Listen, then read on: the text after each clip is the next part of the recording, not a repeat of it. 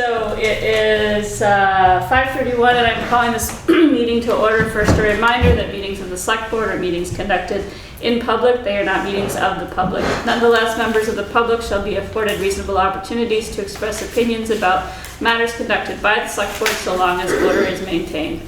The rules for public comment are, at the conclusion of a Select Board discussion on an agenda item, but before any action is taken, there may be 10 minutes afforded to public comment. Comments made by the public must be addressed to the chair or to the Select Board as a whole, not to any individual members of the Select Board or members of the public. Members of the public must be acknowledged by the chair before speaking. If a member of the public has already spoken on a topic, they shall not be recognized again until others have first been given the opportunity to comment. Order and decorum shall be maintained throughout the meeting. Personal, impertinent, threatening, or profane remarks will not be tolerated. For those who are participating via Zoom, please note that chat is not an appropriate avenue for public comment.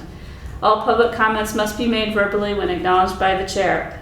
Please silence all cell phones, and a reminder to all that this meeting is being recorded and may appear on the internet. So are there adjustments to the agenda? There's one. I would like to move Municipal Technical Assistance Program Notice, which is in item 10. Yeah. Can we please put that into item 8? Item 8, sure. As C? Yep. Thank you. Hello, Peg. Hi there. Municipal Technical Assistance. I'll try to remind Yeah, you. if I skip over anything, just please remind me. Yes. All right, is there other adjustments anybody has? Okay, moving on to the approval of the minutes for October 4th, 2023 and October 11th, 2023, which was a special meeting and you weren't here, Charlie, so let's do them separately. So can I hear a motion to approve the minutes of October 4th, 2023? So Actually, you weren't here either one, were you? No. Okay. I apologize to the group. That's okay, but we could do them as a slate. Oh, yeah. You I'll want make a motion to approve the minutes of October 4th and October 11th, 2023. Okay. All right, it's been moved and seconded to approve the minutes of October 4th, 2023 and October 11th, 2023. Oh, I see. We've got.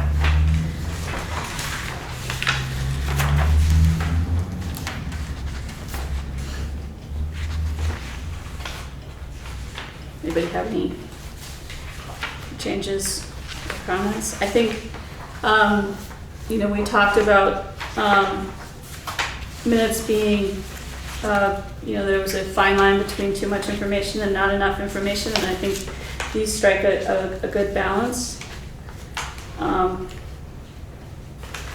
I don't have the minutes of the October 11th in here.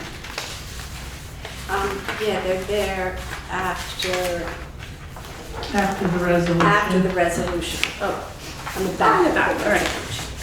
Oh, because that was part of the, I getcha, all right. Right. Because that was part of the minutes of that, okay. So are there any changes to the October 11th?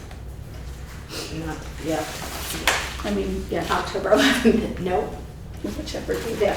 There's, yeah. Okay. Anybody have any changes to either one? Okay, hearing none, all in favor? Aye.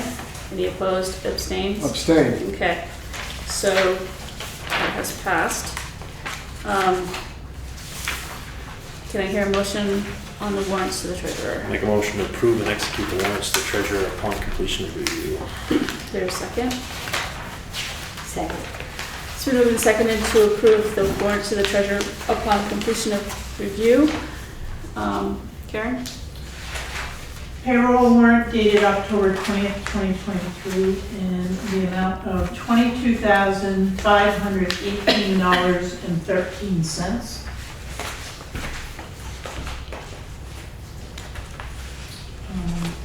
The rec director is in here in the concession person.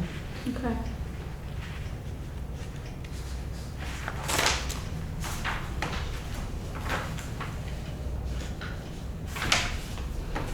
Any questions on payroll?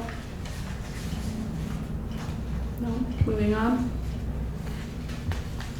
Moving on, accounts payable dated October 7th through October 20th, 2023, in the amount of $70,891.48.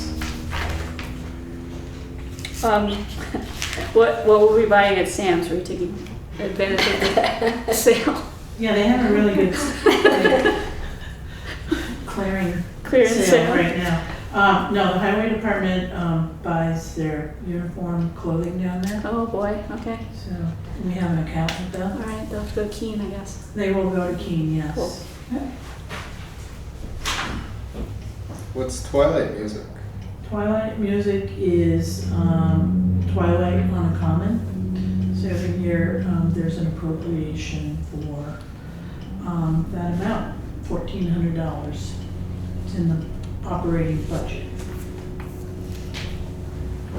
Rescuing was just a payment. That is correct. There's more than one, hang on, Eric, because there is more than one. So it's our regular contract, and I think there was a small, because that looks odd to me, because it's usually like 5,000.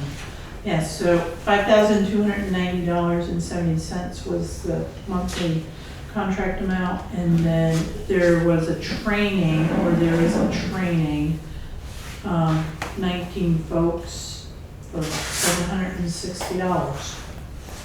Okay. Any other questions? Heather? Just curious about the training. Was that not covered under the District 13 for EMS training? I have no idea. I would imagine it's through. It's an BLS renewal course. AAH.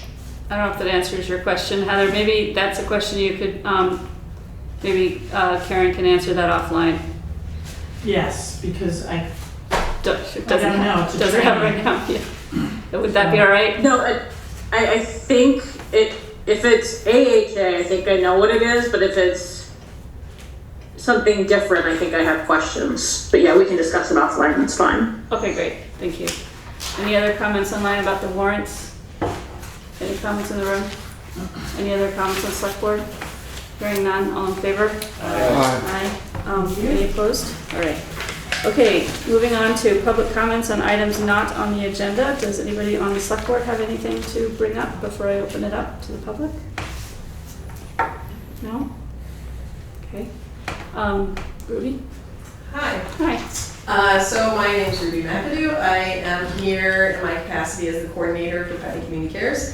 I have a handout that I'm going to send your way, and I'll explain it while talking. So the long and short is that Karen forwarded Putney Community Cares a grant opportunity from VTrans, Vermont Transit Authority, and specifically this is because we as an organization have a volunteer transportation, volunteer driver program that we're struggling with. We have some great volunteers who are stretched very thin. And so we've been thinking about compensating or somehow providing payment for drivers. And so Karen thought, hey, this is an opportunity. When we were applying, we ended up applying, and we wrote a grant that was essentially for compensation or some kind of mileage reimbursement or something for the drivers. But the nature of the grant was such that we needed to grow what we were asking in order to ask. So we thought a little bit, and I talked at one point with Karen about, we used to, back in Transition Putney days, have a shared bike program in town. So this was in the 11th hour, because the grant came to us in the 11th hour, and we were, there's a fundraising committee. We dreamed up and schemed up, and I talked to Daniel Hovis, I talked to the BF Bike Project, and we just said, okay, what if we, here's a bike project, a shared bike program for Putney. So we had a two-pronged application. sent it kind of a Hail Mary, like, let's see what happens. V-Trans got back to us and they said, well, your driver program's ineligible. But here's $20,000, which is a little less than we wanted, but here's $20,000 for the shared bike program. And they, so they told us this just at the end of last week. And we have a little bit of time to make a decision because they were changing the terms of what we asked for. So we have some time to make a decision on whether or not to accept the funds, and if we do that, we also have to get some kind of government ID code that is just a logistical process. So anyway, the reason I'm here is that the Putney Community Cares Board met yesterday and reviewed kind of the details of what had been proposed and also talked about what might change, because this was we kind of assembled stuff, and as we sit with it, we learn things and think, oh, maybe we shouldn't do it that way, maybe we should do it a different way. And I think that the Putney Community Cares Board is essentially given preliminary approval to like accept these funds with some contingencies. Kind of, we need for the town of Putney to be on board with it and like kind of helping us out in the sense that if we do a shared bike program, we're going to need help with finding site locations that are, going to store the bikes, drop the bikes, the experience of the shared bike program during Transition Putney was a challenging one, according to Daniel Hogus. So we don't want to, we really would want the town's support and kind of that helping with that planning stage.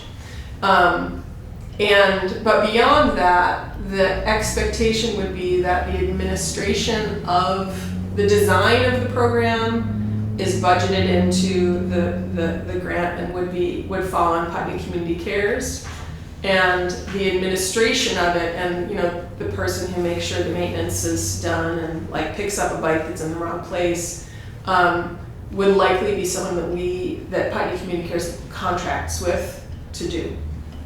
So from a budgetary perspective, the question of the town is not like, what will you do to put money towards this? Like, we have the $20,000. It's really kind of a trial, like, let's get this up and see if it works. If it doesn't work, it doesn't work. If it does, great.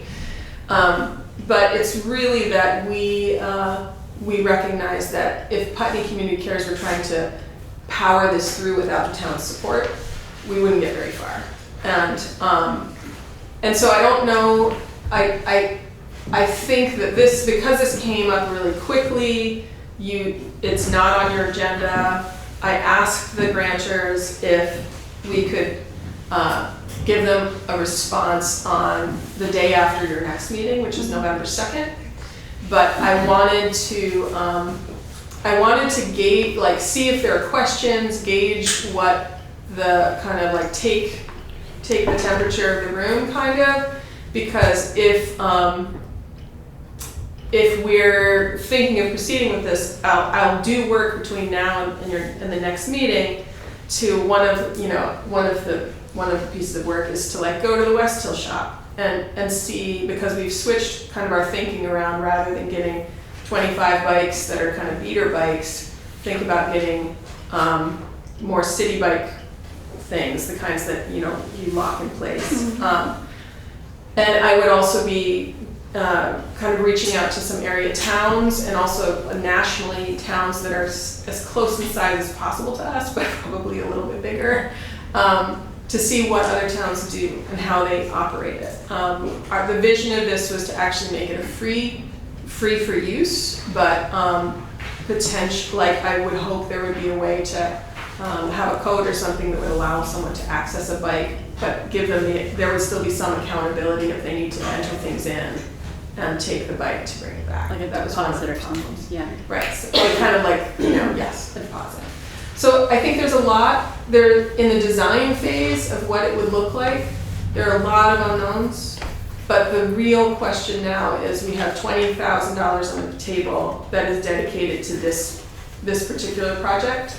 This is really brand new extra thing for Putney Community Cares, and the board has said, we're willing, like, if I feel like I have it in my capacity, which I think I do, and if we hear from the town that this is something that we think it meets, it like fits in with the town plan, we think it would be something that would be desirable, but we need to hear from the town that, like, yeah, now's the time, sure, let's, go ahead and do this thing. And if there was some process by which our organization would need to route, like you don't have an active energy committee now, would that have been the committee that we would work with? Is there some other committee? Is it like the planning board? Is it, Karen? Those things, I just don't know the answer. So that's kind of the framing of why I'm here. And this document won't change between now and your next meeting because it's like this is excerpted from the original proposal. I put a few little notes, but do know that there's some details in here around how many bikes and what kinds of bikes, which I think the likelihood will change. We are leaning towards not doing 25 beater bikes and doing something a little bit more structured, like a program that you can have the accountability of.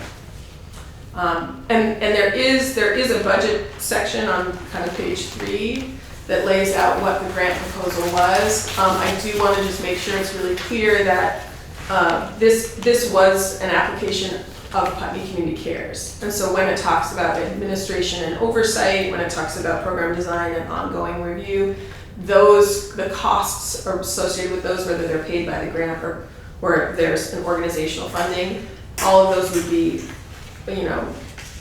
Putney Community Cares is beholden to those things, not the town. Just so that's clear. So the town is listed as a collaborating entity, but not from a budgetary perspective, more from a consulting and advising perspective. In terms of laying it out. Okay. Does anybody have questions or Yeah, comments? I have a question. Sure. On the last page, the major milestone page, Yeah. the first item, administrative oversight for both projects. Are we talking just about the bike, or are we No. talking about the other one that we applied for as well? Yeah, so because this was excerpted, I just didn't catch those words. You can just take away both projects. I think I changed the costing so that the cost that's listed there, the $3,850, is just for the bikes. Right, okay. So I just, strike out both projects because it's Okay. really just related to this one. I didn't Thanks. catch that, thank you. And I think also, just to be completely transparent, the very, very last page is a map of the town that has, it's not in color, so I'm so sorry, but essentially the bike in the middle was envisioned as a storage location, which is kind of up near Putney Central. No, is up near Putney Community Cares rather. And then it was envisioned a few different drop points, one at PCS, one at Landmark, and one at the co-op. But that was under the structure of a fleet of 25 beater bikes, basically. So it would likely change, but that gives you a sense of how we're thinking about, what the scope of what we're talking about and thinking about. And we would likely want to collaborate with and have like Landmark get some buy-in from them too, but not to the point of a collaborating organization. Just kind of like, we want your students to utilize these bikes. How do we make that work? That kind of thing. So yeah. Thank you. I have a question. I'm still not at all clear, like what you're envisioning the town's role would be, Mhm. and maybe you're not either. But what are you asking us to consider? I think that what we've acknowledged is that there are going to be steps and points that we need town clearance. There might be if we want to put a shed up by the co-op and we get permission from the co-op, we're going to need to do like go through the zoning board. So that doesn't, we're not taking away that process. But I think that what we also are recognizing is that Karen specifically might have some thoughts about where would it be best sited. What's coming down the pike in terms of the village and how you know things are, what's happening in the village. What ways should the town be thinking about having this shared bike program? It's that level of involvement. So it definitely does. It means like I knock on Karen's door and we talk. Like that's the level of buy-in. But if this board kind of said, we know that something's coming, or this doesn't make sense now, or like it's not worth it to do. Because I did hear from Daniel Hovis, the shared bike program in the past, it stopped because of misuse of bikes. And so that's a real thing. If that was a concern, and there is vandalism. We know that there's vandalism happening in not just our town, regionally. So if that was a high enough concern that the town advised against doing this, that's something the Putney Community Cares Board wants us to know. And we're open, at this point, we've been offered this funding, and very clearly, like, we could say yes, or we can say no, we can drop it. It's no skin off our back. It's really just, we were thinking of ways that our organization exists to help and support the health and connectivity of our community. And so this is something that in an ideal world, if the town had an energy committee, they might be thinking along those lines. But this was an opportunity, and we pitched it, Hail Mary, and here we are, So, Good job. yeah. So I think that, what I'm asking, I realize it's a little amorphous.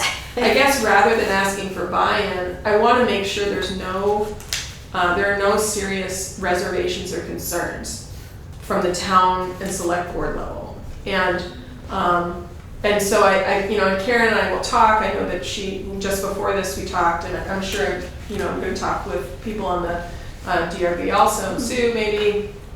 I think that it could be that there's stuff going on. It could be that there's, initiatives and things that now isn't the time.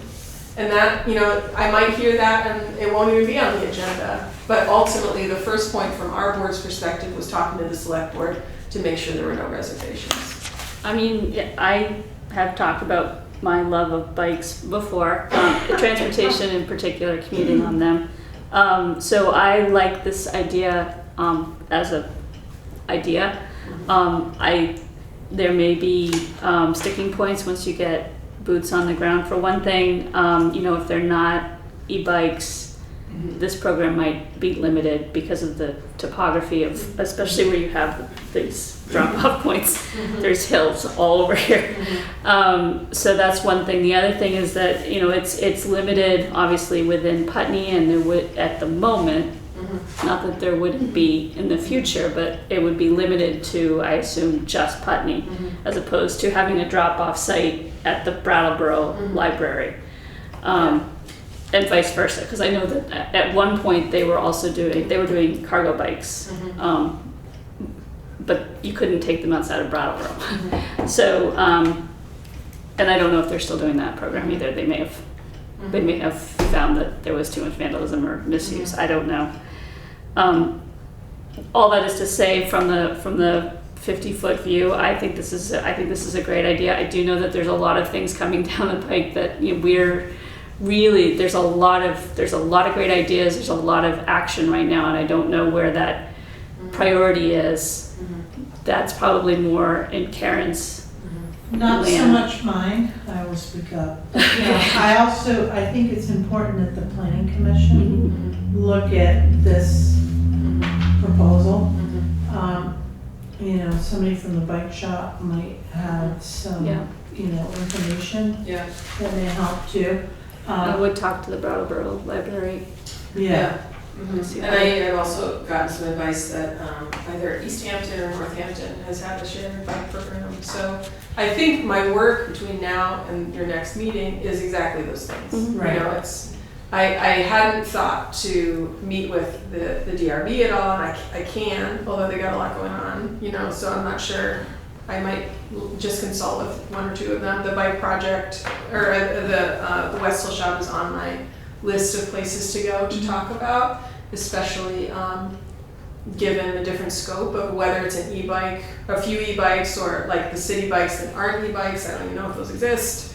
Whatever it is, that would change the scope of what we're talking about. And then, yeah, talking to the Brattleboro Library is a good idea. I do think we've acknowledged, and this is partly from talking to Karen a little bit about that kind of future thinking too.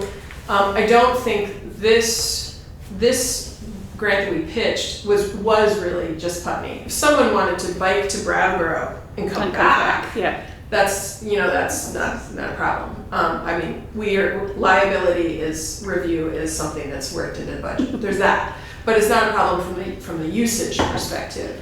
But I think it would be grand if we had a multi-town approach to thinking about drop points and things like that. That is a much more complex thing. So I think what our thinking was, this could be like a seed, you know, like, does it go? Does it work? Right. If it's so successful that we're on the front page of the paper, then kind of it's like a no-brainer. Why would, like, Brattleboro, come get on board with this, let's go. But we don't know that we as an organization would have the initiative to do that. You know, our focus is primarily Putney residents, and we bleed out and we don't like see boundaries in the same way, but an initiative that connects to Brattleboro that would, you know, like that starts to become not what our focus is. Sure. So this thing is really more, it's the seed to see if it goes. If Putney Community Cares accepts this, when will the funds be dispersed? When the funds are dispersed, I believe it is not a reimbursement. Actually, I don't know. It either would be we spend out and they're going to be reimbursed, or Right. they give it to us and we do a reporting process. I mean, it's a federal. It's like not. It's serious reporting. It's not like a local grant. I don't know when the funds would be dispersed. I know that the funds would need to be utilized and committed by the end of 2025. No, September 30th, 2025. So about 2 years. So there's room in terms of implementing this Right. program. Yeah, worked into the first at least half a year is design and like thinking and what are we doing here. A question that the Putney Community Cares Board was, well, what if in that like design process we realize like, this is a horrible idea. Can we give the funds back? And so that's a question I'll be asking the grantors, like what happens if it's a failed project? What happens if we decided this doesn't work? Do we give the money back? Do we have to give back funds that have already been expended to try to do that research? Can we repurpose it? Like it might be that we're no longer doing a shared bike program, we're doing a different kind of like community engagement around transportation. I don't know those answers, but I do know that the Putney Community Cares Board has asked them to some degree as well. Okay. Yeah. Thanks. I would be curious, and I don't know how much of our meeting now we want to Right. go into all this, but curious to know if you've thought about and talked to the library about that model of having the library check out bikes like they do in Brattleboro. The Putney Library? Yeah. I have not, but I do know, I think that there's a certain degree of sensitivity, this is my own perception, not the library, around these types of loan programs. I think that the library, there's been a rumor that the library has a snowshoe loan program for every season for the last, I don't know how many years. And that's not true, it doesn't happen, but that always is repeated. And I think their capacity to hold and have things, they're not there. So I think that I'm happy to talk to Emily and see what she says. they might, if we, you know, if we have a budget to get a shed and put it somewhere, they might be okay with putting it in the back, but I think that's their board would need to discuss it. And that's something where, you know, having conversations with Karen, if it's decided that like that actually is the best, that is situated best, then it's a different conversation Yeah. with the board, and you know, it's a municipal entity. So that's in part, I think that's why the library isn't listed as a collaborating organization, but the town is. Anybody have any other comments? Is it the sense of the board that we'd like Ruby to do a little bit more research, bring it back? Yes? Yeah, no. Yes. Yeah? Okay, so I'll see you at the November 1st meeting. I'll get ahold of you and connect you with the planning commission. Okay. Yeah. Great. Okay. And this is a call out once again that absolutely this would have been a perfect project for an energy committee. Yeah. Really fun. Get to ride a bike too. So I mean, this is the type. I mean, I think sometimes feel like the energy committee sounds kind of stodgy. But this is the kind of projects that I would envision an energy committee taking on. So if anybody's interested in that kind of work for the town, please contact Karen, and we can revamp that committee. All right. Thank you. Thank you, Ruby. Thanks, Ruby. All right, we are still in public comment on items not on the agenda. Are there other comments online? Are there any other comments in the room? Hearing none, let's move on to the town manager's report. I do not have a report tonight. Wow, all right. I had things, but this agenda is long enough. Carry on. Okay, thank you. All right, then moving right along to the boards, committees, and commissions, the Wilson Wetland Stewardship Committee Flood Resiliency Study Update. That's Jane. That is you, Jane. Jane Colliers. The Flood Resilient Communities Fund grant is progressing. We're about 3/4 of the way through the process of the grant. We did have a slight delay, or I should say interruption, in late summer because Fitzgerald and Associates, who's the contractor that's executing the grant, got called upon to help with the flood restoration in July. The floods that happened in July. We don't expect that that's going to have any effect on how far the grant goes out and meeting its deadline, because the deadline is pretty generous. It goes out to 2024, and we're, as I said, 3/4 of the way through the grant process. Today, just briefly, Fitzgerald did a baseline condition study of the habitat area, geology, hydrology, landscape functions, and that culminated in a baseline conditions report. Basically, how's the Sackett's Brook moving, how's the floodplain acting or not as a floodplain to mitigate flooding of Sand Hill and the village center. They met with the committee, 2-hour meeting to go over the report. We asked questions. We had input and questions from the community, and they were answered as well.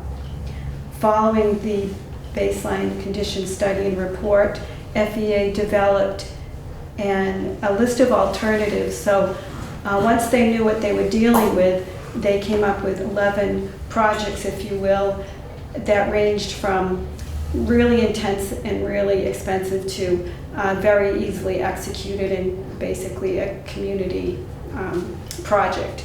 And all of those had varying capacity to mitigate flooding, restore the habitat. And again, after they submitted the report to the committee and we digested it, we met with them for 2 hours in a public meeting. Karen was in that meeting as well, asked questions, got answers, and the community had some questions as well.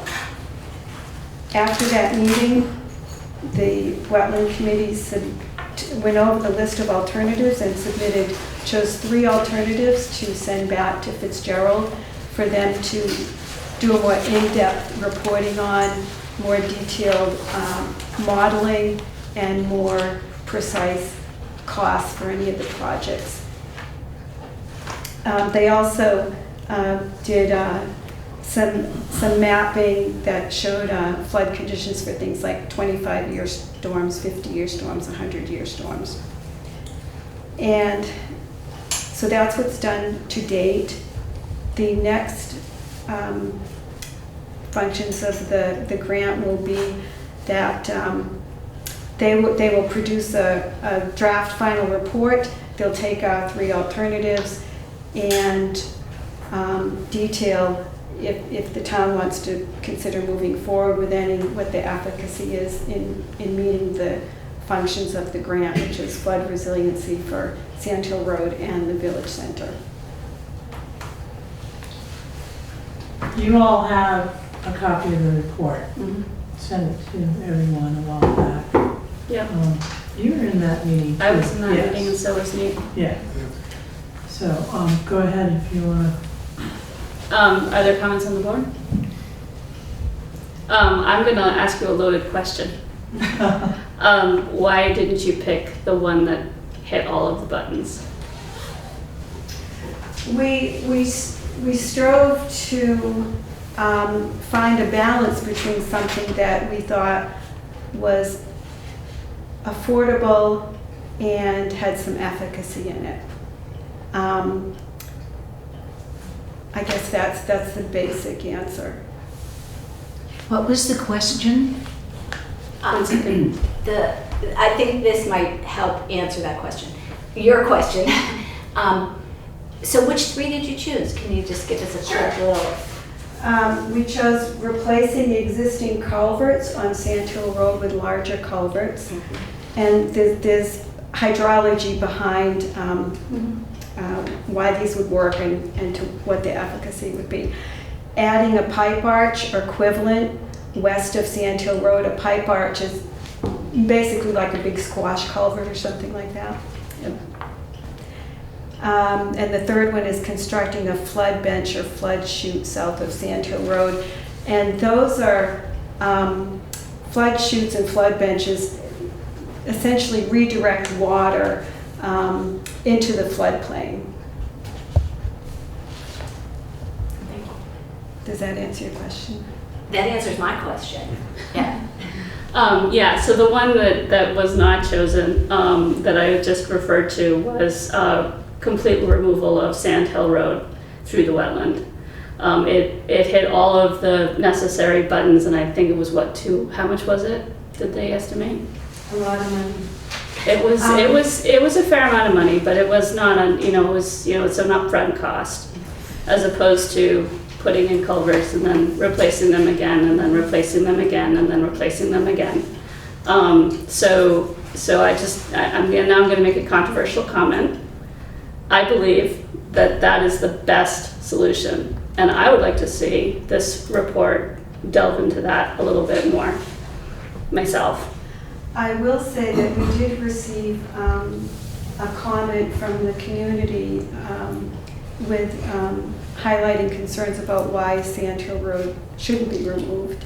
And so there's some considerations there. There definitely as well. is. But if we don't have the information, we'll never know. And that's what this is for. This grant was to find out, the best solutions. And yes. Whether it's the best solution for the town as a whole is a different question than whether it's the best solution for that wetland. So from that perspective, I feel that is one option that we should be looking more into. And that's my controversial, unpopular opinion. Anne? The committee did discuss 2 options. One was removing Sand Hill Road. The flood impact, flood resiliency impact of that was that the road wouldn't be damaged anymore. It wouldn't be there. And the other major thing that we discussed was removing the dam. The consultants felt that was one of the few ways that would really protect the buildings near the general store in the flood hazard area is to take out the dam, which is used both by the paper mill and by the fire department to get what they need in terms of water for fires. Sand Hill Road, I personally tend toward taking that option seriously, and perhaps looking at it in more depth. And I'm just one member of the committee, and that's not where the committee ended up. And I think actually that the removing Sand Hill Road, the impact on flooding is basically removing the damage to the Sand Hill Road. The consultants thought that the same amount of water would ultimately end up at the village dam, because that's the only place it can go. It's really a perched aquifer with only one outlet. And I don't know if other people have comments on that. Reasons for keeping it that were brought up by the community were access, like walking to the bridge and being able to look for beavers. The consultant said that might be able to be accommodated with a path, not a road. That would be less expensive to replace. And Fire Chief Goddard raised comments, which I probably believe you have seen, about quick emergency response if something happened on Route 5 and you couldn't get through Route 5 to go up north, that the option would be Sand Hill Road. Yep. So those were some of the options. I personally think this weather situation is going to get worse and worse. And whether or not Sand Hill Road is going to last, whatever we do, trying to protect it with some of these options, I don't know. I guess no one knows. The other thing is, they asked for 3 options, and there might be a way to maybe substitute that for replacing the culverts with larger culverts, because the squash culvert replaces 2 culverts that take the most water, which is what we call culverts 3 and 4, toward the west side. It's the west side of the bridge toward Westminster Road. And that's really where we see a lot of damage during Irene. I'm sure Brian will substantiate this, that when the road gets flooded, that westerly portion of culverts 3 and 4 is where it happens. That's where the squash culvert would be. And then on the other hand, there's a culvert right near where the pond used to be. Remember, we had a pond at the east end? Yeah. That culvert, we might want to leave higher up like it is now and smaller. This is my point of view, because that will aid and abet a pond forming there, because the water otherwise would just go whoosh right through. So what I'm sort of saying is, well, I don't know, I leave it up to you. Yeah, and I would say that a lot of the things that I've heard from the community are the same things. Access, it's a shortcut. I don't have to drive through town.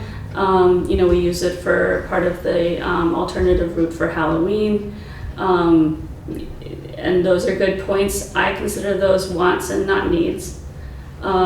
The rescue aspect of it, that is the one that we would need to solve. But I personally feel like we're pretty smart humans, and we could solve it. If we put our minds to it, we could solve the emergency services issue. Nate? When you spoke with Goddard or he wrote into you guys, did he say how often or how many times a year he has to use it? Okay. It would be a pretty narrow scenario where it would get cut off right after Kimball Hill, that they couldn't get north. Right. So, and that would be not being able to bring any rescue material, vehicles in, not just like normal traffic. Jane? I just wanted to clarify something. When we first started this project, I think we had kind of hoped we would find a solution that would mitigate flooding in Sand Hill Road and for the village. And it turns out that there are two different issues, and they both involve dams. That Sand Hill Road is basically a dam, and that's why it floods. But fixing that really won't have any effect in mitigating flooding at the village because we have a dam at the village. And the one alternative that met all the criteria for mitigating flooding in the village was removing the dam, just like removing the dam, i.e. Sand Hill Road, is this solution for mitigating flooding in Sand Hill Road. The other thing that would happen if the road were removed would be that Sockett's Brook would be freed up to move the way it wants to move, and its geomorphic stability would be increased, which is, in general, sort of a good thing, where the stream can sort of pick its route, instead of get stabilized and not be as erosive as it is now. It's really eroding a lot of the sandbanks at this point in time. Plus, I imagine that every time it floods over, it's silting the road material into the materials downside. are filling up the wetland as they wash as away. well as pollutants from cars and other things like that. It's not ideal. It's not something if we had a wetland these days, we would not be allowed to put a road through it. So, I guess I feel really strongly about that. So, if there was a way to include that in the report, I'd be interested to see what they said. This is sort of a spur of the moment, and I don't know if the rest.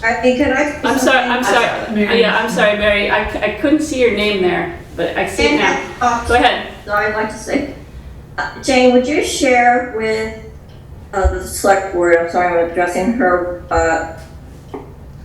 one of the people at Fitzgerald Associates did model what would happen if Sand Hill Road was removed. One of the things that I believe, if I read it correctly, and Jane, please correct me if that's wrong, is that more water would be moving towards the village faster.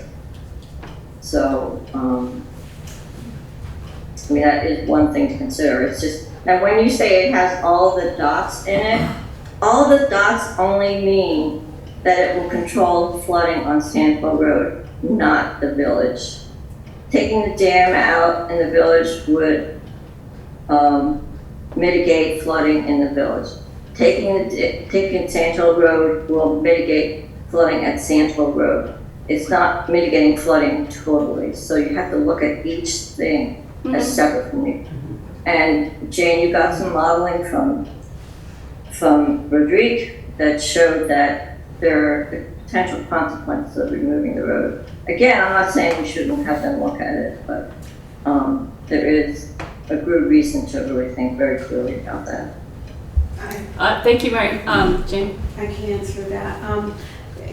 Taking out, if Sand Hill Road was removed, then the water was actually access more of the floodplain.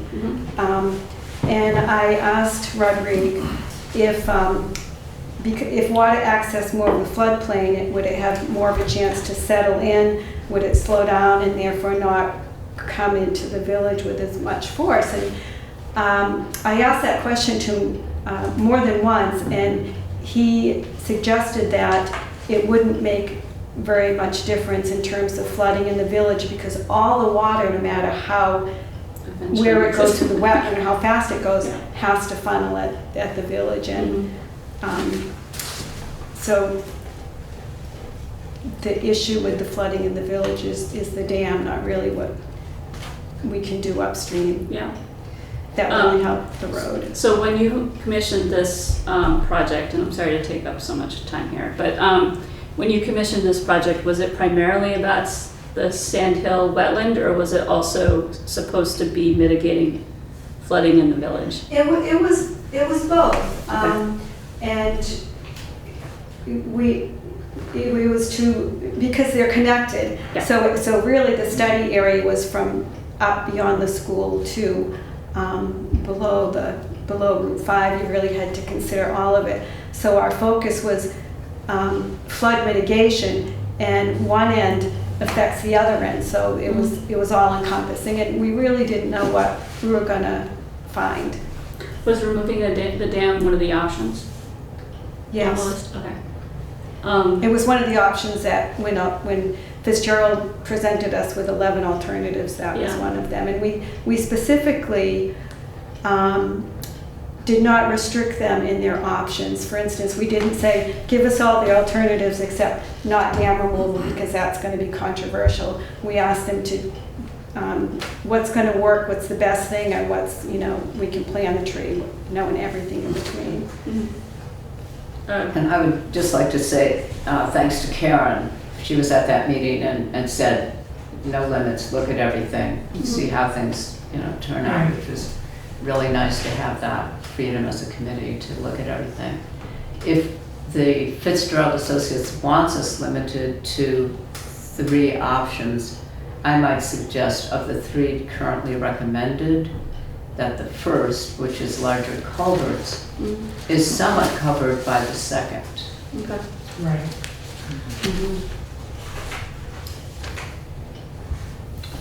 Which is the big culvert. Yeah. I mean, that would be my preference. Again, we don't have to do it. It's just they're studying more into the different viable options. So out of these 3 options, did they reference how much the flooding in the Sacketts Brook area would be mitigated? They did some modeling that showed a 25-year storm, 50-year storm, and where the floodwaters would go. Yes, they did. But I thought those, according to Mary, ticked on flooding in Sand Hill. I'm sorry, say that again? I thought she said that those dots that they filled out in that report ticked on Sand Hill and not the residential area. Yeah. That's true. So out of these 3, Out of those 3, none of them mitigate flooding in the village, okay, so if that was the question. yeah, that was exactly my question. Okay, so the only one that would mitigate flooding in the village would be taking out the dam. That's The my, dam, that's my This dam, I mean the dam understanding, here, yeah. Yeah. I wouldn't mind looking at that either. Again, I understand that there's uses for that dam. Maybe we can't do it, but it would be nice to know what the benefits would be. And if we, chose to look at the infrastructure part of it later, we can certainly do that. And then we have at least both options on the table. Do we want to do this or do we not want to do it because of these things? Which one are we going to choose? But I feel like limiting ourselves to things that we think people are going to like is kind of cutting our feet off before we've actually really gotten a good study. Heather? Just a quick question. I've heard a lot of things about removing the dam, but my question is, how does that affect the water supply that's taken out of that area? Yeah, that would be the question that we'd have to ask the people who use it.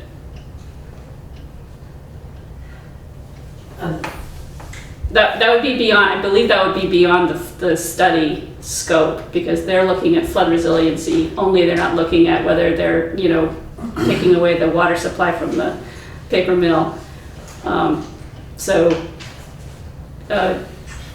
Anne? Sorry. That would have to be part of what they looked at, because they did in their studies say that removing the dam would have a reduction perhaps of the wetland area, and it would, what replenishes the water supply from the well are the places where, for instance, beavers make a pond, or there's a pond that holds the water and creates a weight which puts the water down into the ground level.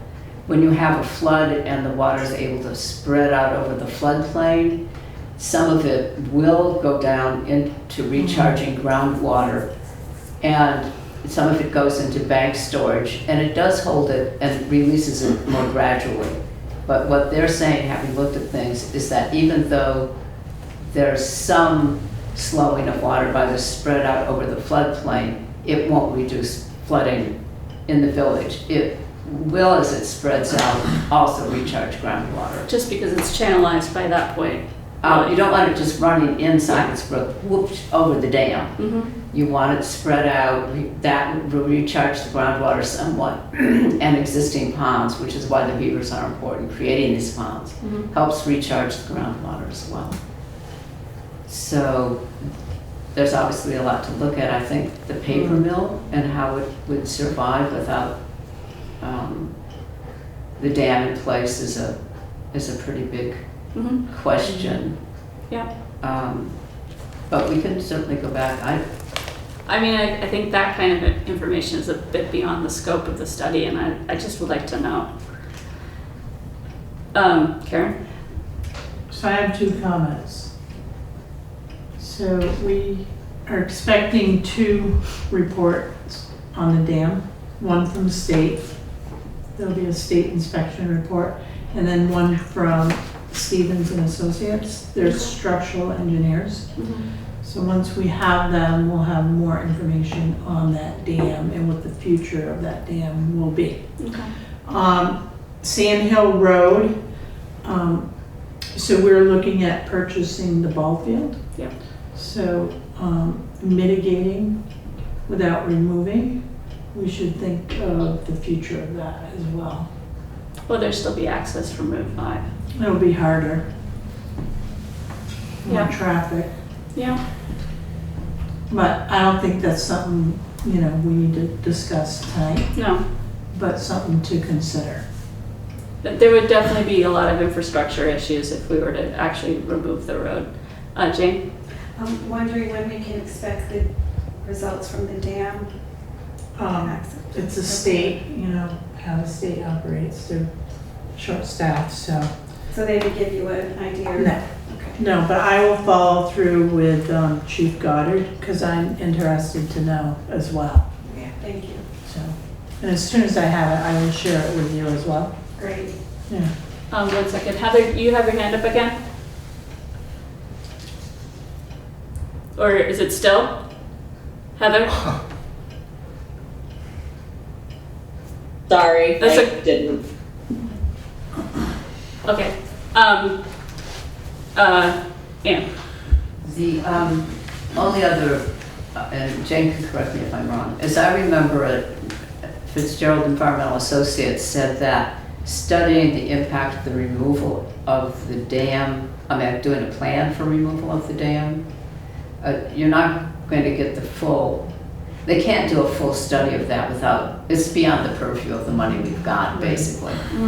How it would impact upstream, I think they could do more work on. Well, that would be an interesting idea, Yeah. just to see what, if you did, if you restored the river and the wetland to the fullest extent possible, what would happen with the water flow?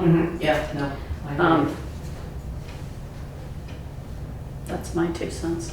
Are there other comments on the board? Do you need action from us? I don't think so. Okay. Thank you for your input. Yeah, I think we might come back if we discuss this as a committee, and then we'll Okay. come back with figuring out with the consultants how we could package 3 things. All right. Thanks for listening. And thank you for coming to update us on that. That's great work. Is there any other comments on the board on this one? All right, then let's move on. Did you have something else? Yeah. Okay, let's move on. It's so the next thing is the Planning Commission status update, which is Sue and Pip.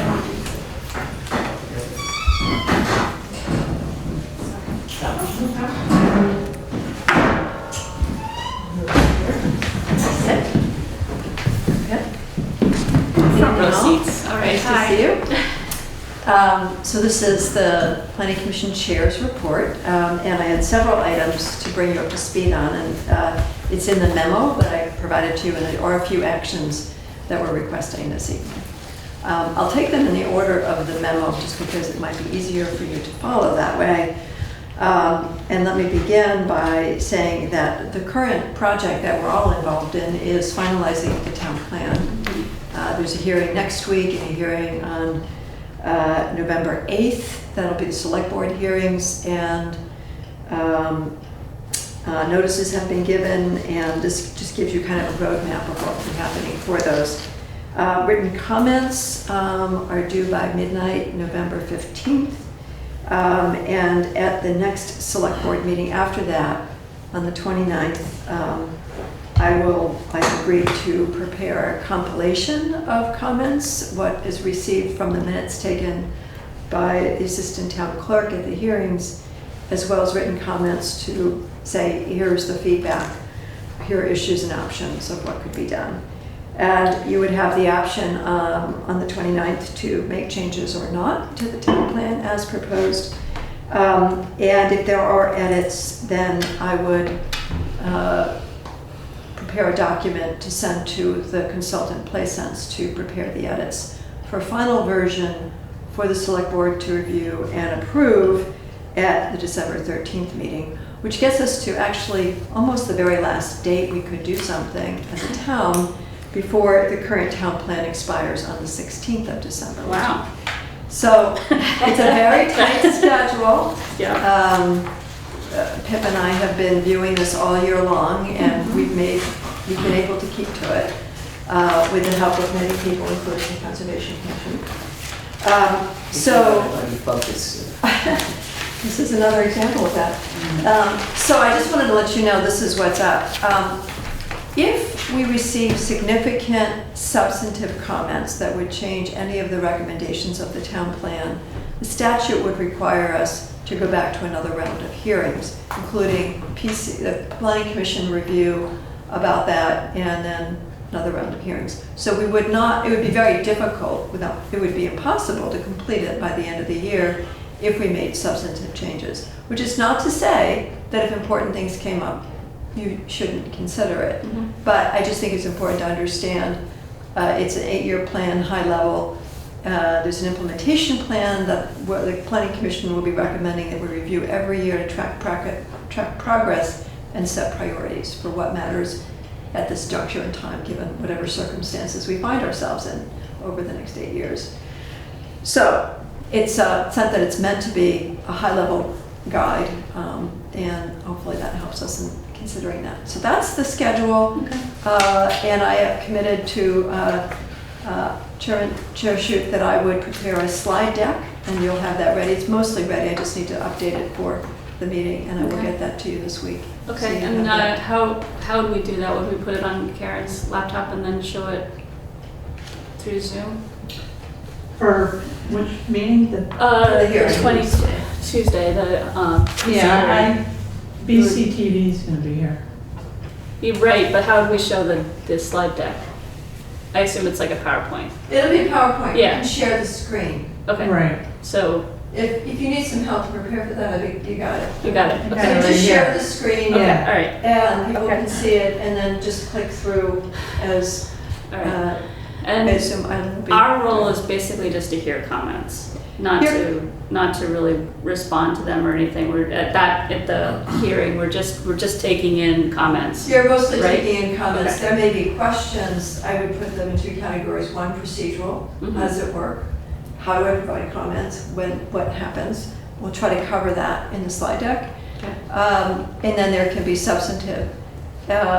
Sometimes it's just educational for people to hear responses. Rod Francis will be here on the 24th. Yeah. And Planning Commission members will be in attendance.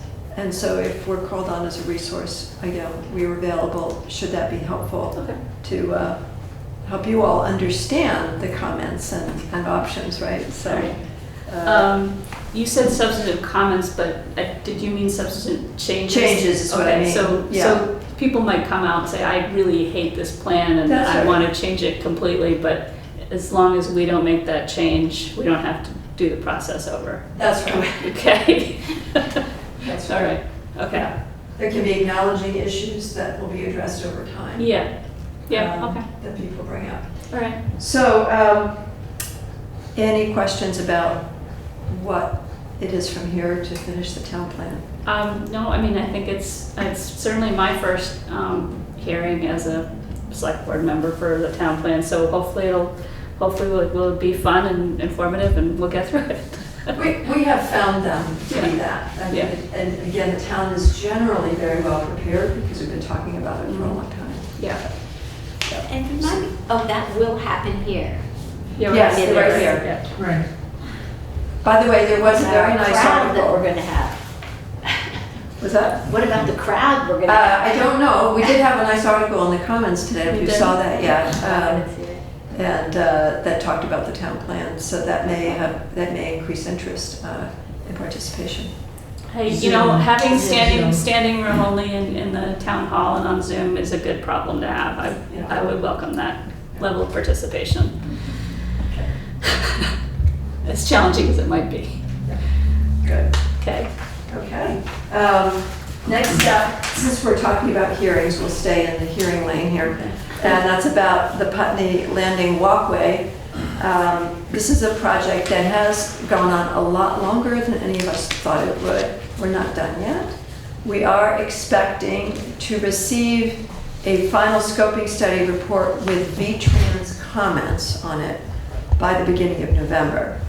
Excuse me, we already heard that state agencies are understaffed and still dealing with flood response and so forth, so I can't know for sure. They're going to come through in November.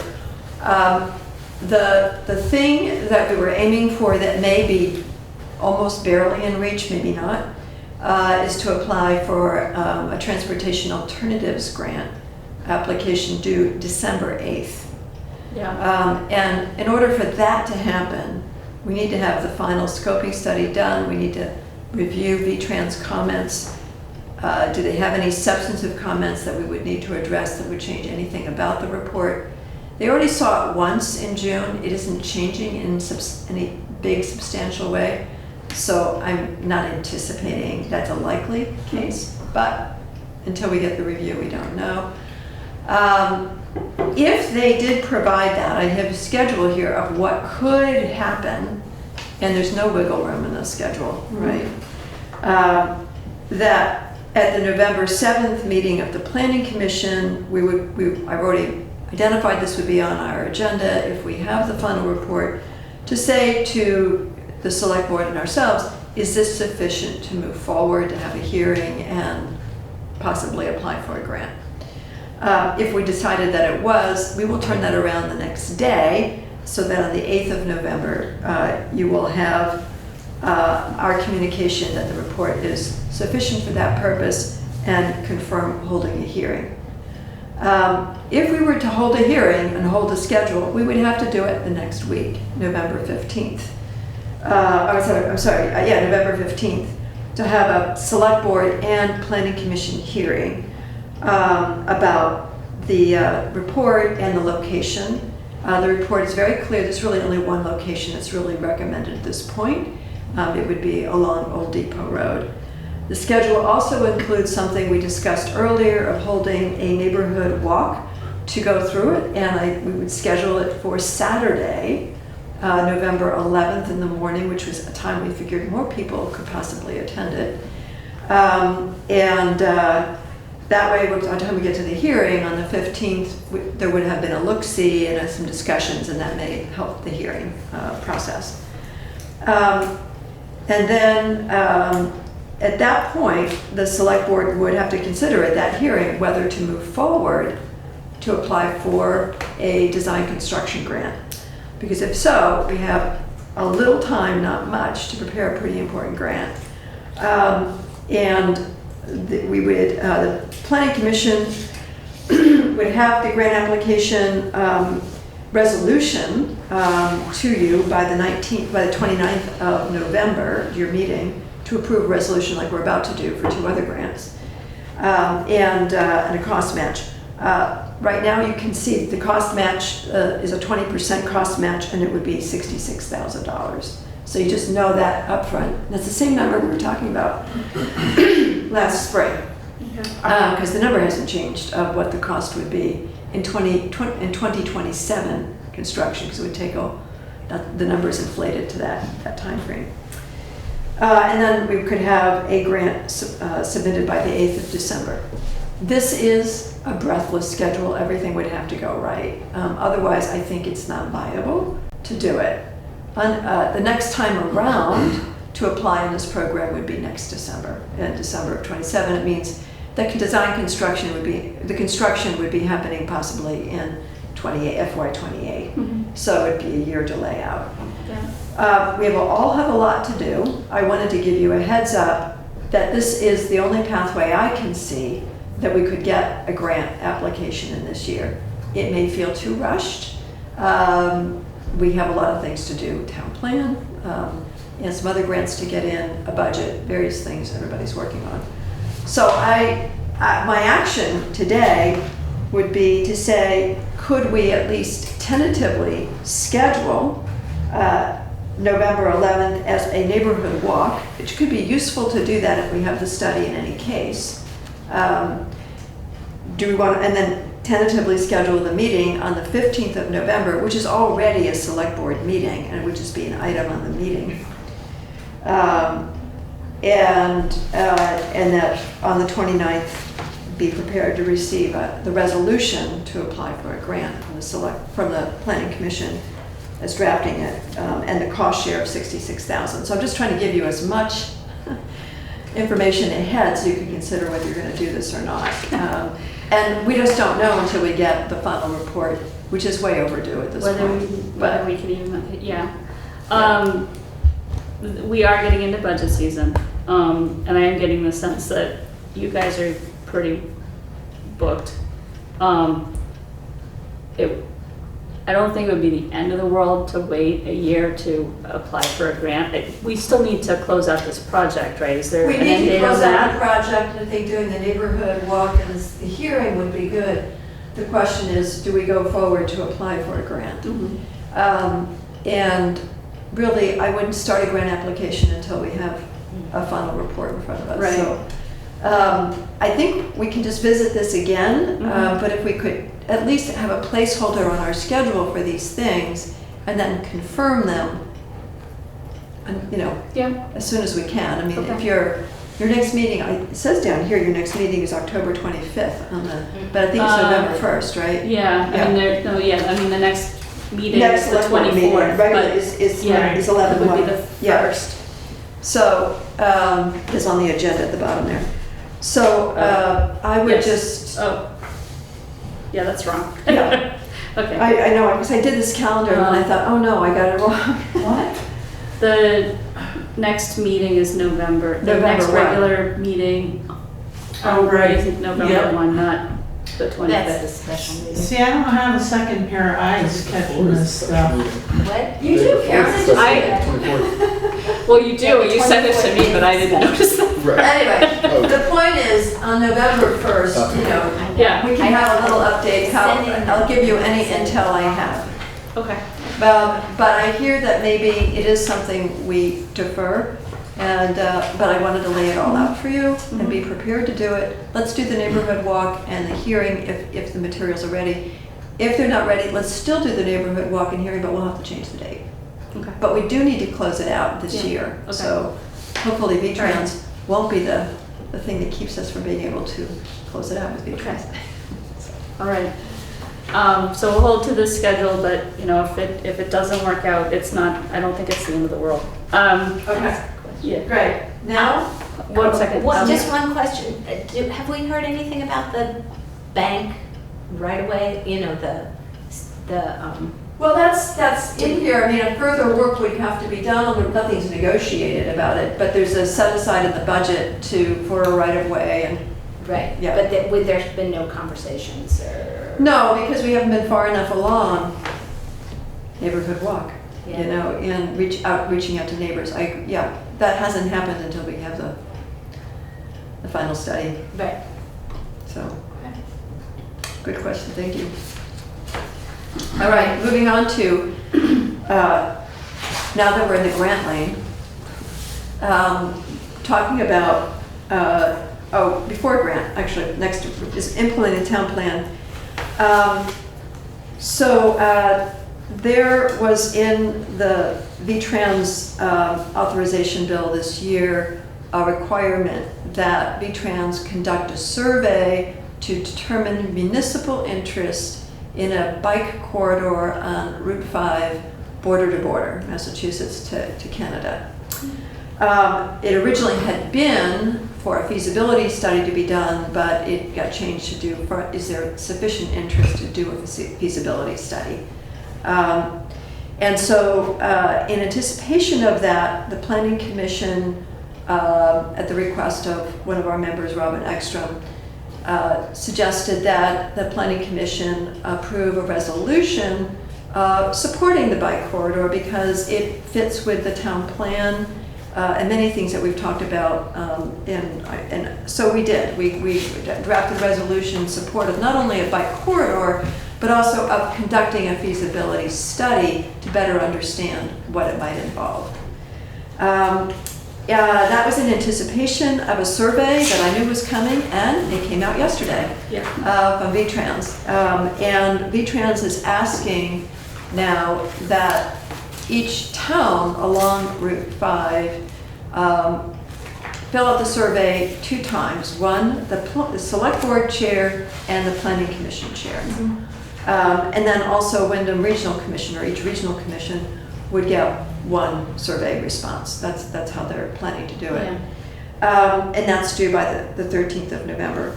So the Planning Commission's suggestion here, and it's here on page 3, is that the Select Board acknowledge receipt of the resolution that I've included as an attachment to this package.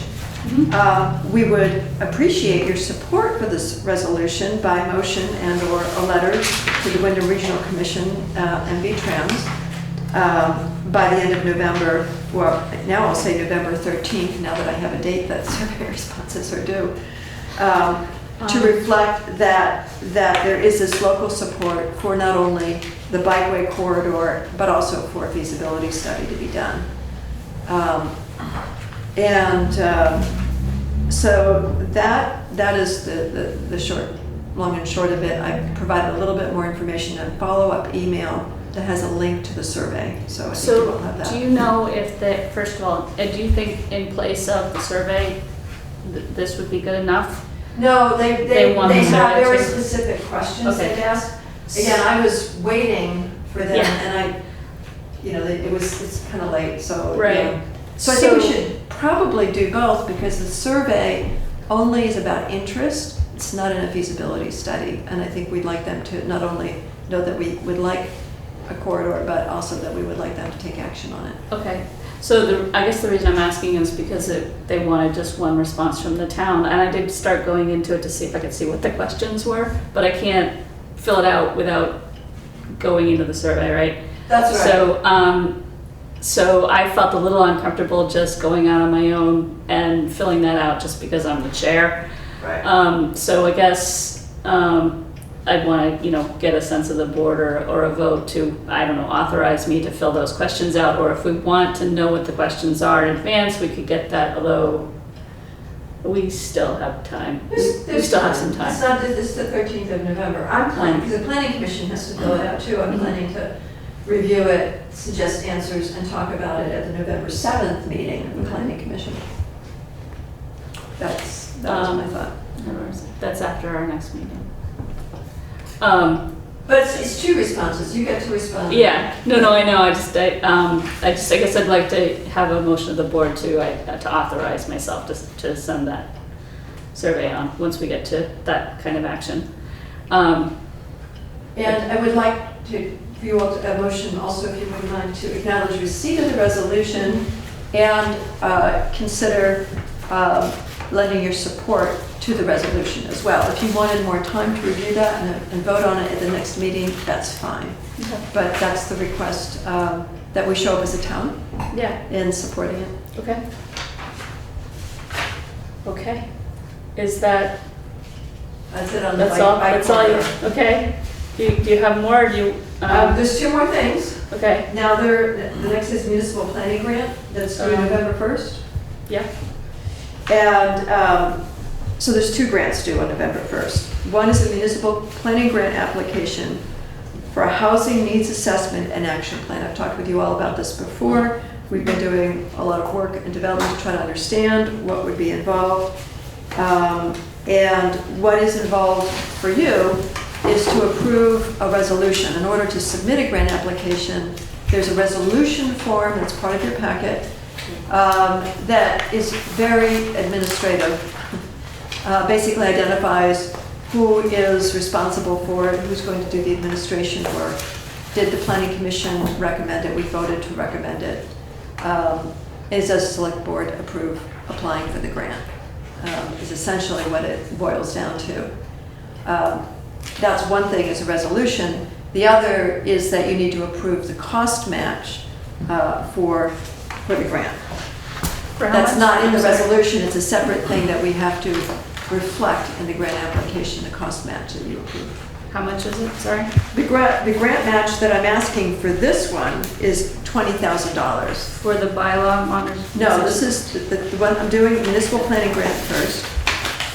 Item B. Housing needs. Housing needs I don't assessment. have that in front of It's me. on page 3 of 4 in her. Item B. Oh, I'm sorry. Okay, all right. So 20,000 in the match? Yeah, these are the very bottom of the passion pages. Okay. All right. That's right. We've researched consultants and scopes of work to get this done. And the number that keeps coming back is $50,000. And if you don't have that kind of money, we might not send you a proposal. The state funding is $30,000. I highly recommend that we get funding we need to do a good housing study and action plan. And there are a few good consulting firms that we're talking with that are interested.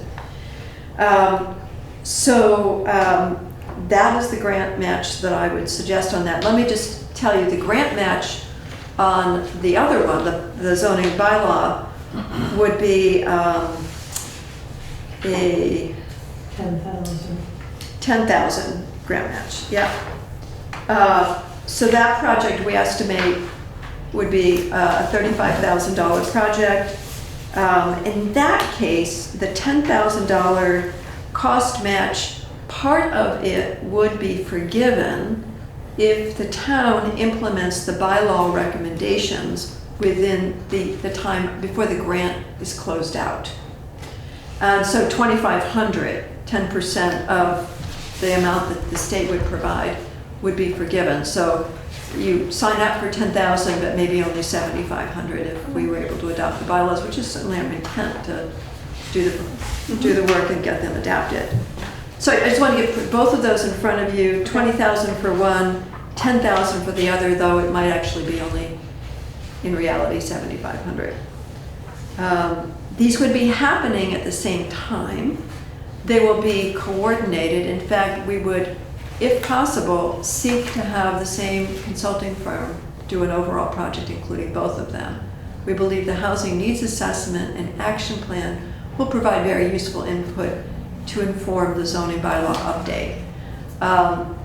We're going to be proposing two different stakeholder engagements because there's slightly different audiences for a housing needs assessment and action plan and then the zoning bylaws. But it would be a structured and engaging, coordinated engagement, not unlike what we did with the town plan. So what I need you tonight to do is approve the resolutions that are attached here to request the municipal planning grant application and also a bylaw modernization grant application, and then approve the cost matches for each. Okay. What do we want to tackle first? Do you have The money. the money? Okay, let's go. Can I? Is there discussion among the board about the two grant resolutions? It's just, it's 20,000 for the landing grant. Right, and And 10,000 for the the bylaws with the potential for that to be Yes. less if we adopt bylaws. So 10 or less. Yeah. We could get a discount of 2,500. If we do it fast enough. Okay. So I think we have to do these as different motions because there are different amounts and different grants. So could I hear a motion to, are we adopting it or approving it? Approving the FY24 municipal resolution for municipal planning grant with a $20,000 grant match and authorizing Karen to sign it. So moved. Can I have a second? Second. Okay, I try to repeat that. So it's been moved and seconded to adopt the FY24 municipal resolution for municipal planning grant with a $20,000 match and authorize Karen to sign it. Is there further discussion on the board? Are there comments in the room about this particular motion? Anybody in the, Karen, no, you're not Karen, you're Ann. I guess my only question would be the combining of the housing study consultant and the municipal planning grant consultant.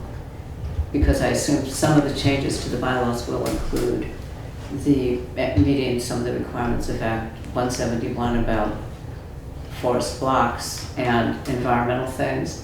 And I'm not sure those two people, it didn't necessarily be the same. Agreed. Or have the same set of skills. Yeah, agreed. And those are very important implementation considerations. And if we went down that road to that coordination, we would make sure that there's expertise specifically on zoning bylaws, because I agree with you, those who do a housing needs assessment aren't necessarily going to have all the capacities we need to have for zoning bylaws. On the other hand, the action plan for housing needs to have environmental considerations in it too. So that there's a need for expertise on environmental issues, really in both. So we would make sure that there would be the expertise that we need on making sure that Act 171 is fully implemented and considered. Yes. Okay.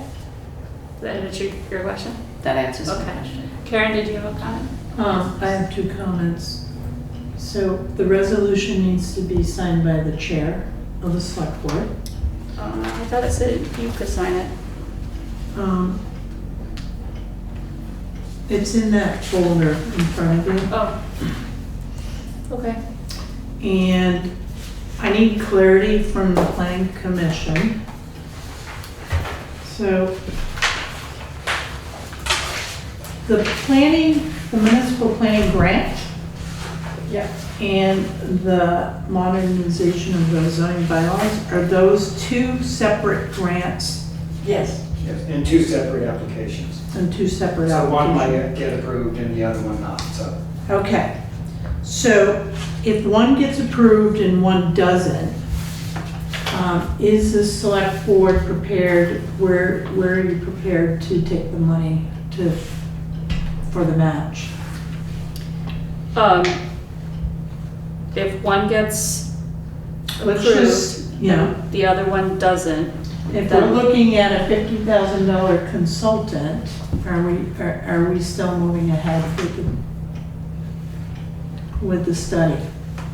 I don't, do we have to decide that right now? No, what we're asking is approval of a resolution to submit the grant application. Right. And with that, to say that a cost match is approved. That's what we need tonight. It's a great question, Karen. If it's not approved, would the town do the study otherwise? Anyway. And I would come back to I think we would come back, as a planning commission, we haven't talked about that yet, but if we did wind up in that situation, we would come back and talk with you. There's the possibility, for sure, they may not approve both applications. It's part of the reason why in both grant proposals, we're writing about both of them. We're saying at the same time, we'll be doing the other study and here's how they relate. And we're having the same story in both of them, how they relate. The grantors have specifically noticed that they have two grant programs with due dates that are simultaneous and are asking communities, if you are applying for both, please demonstrate that you have the capacity to handle both. So that has led us to try to discuss the interrelationship between the two, though they're completely separate grant programs. Okay, so that doesn't sound like a question we necessarily need to answer. No. But we should think about it if it came up. Yeah, we will have to think about it. The other thing too is if we get both grants, we're still gonna have to have a match. Right. And I will recommend or suggest that we look at ARPA funding for those matches. Our audit is going to be on November 1st and 2nd in-house. Okay. So I won't even have a draft to know where we stand. Okay. So we may need to consider other funding for match. I have a question about timing. We don't need to know the answer to the ARPA fund question at this point. No. Right.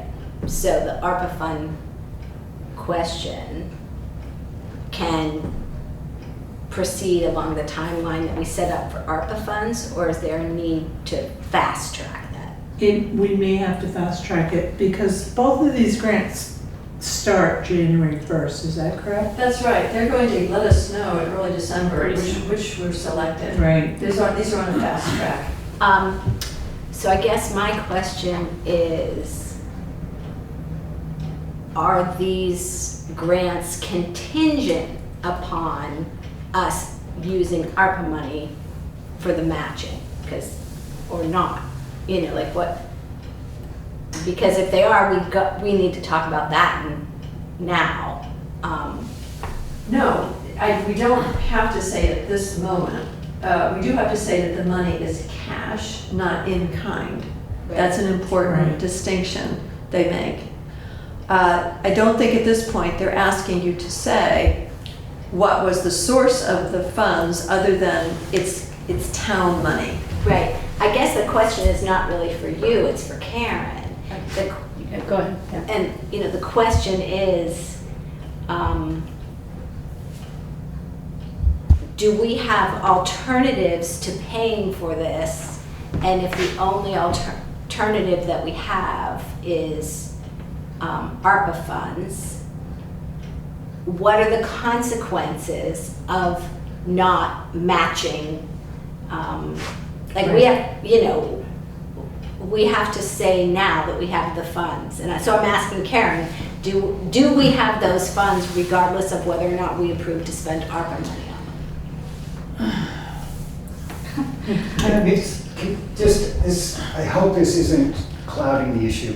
The process, as I understand it, Karen, correct me if I'm wrong, is that the grant is, assume the grant is approved in January.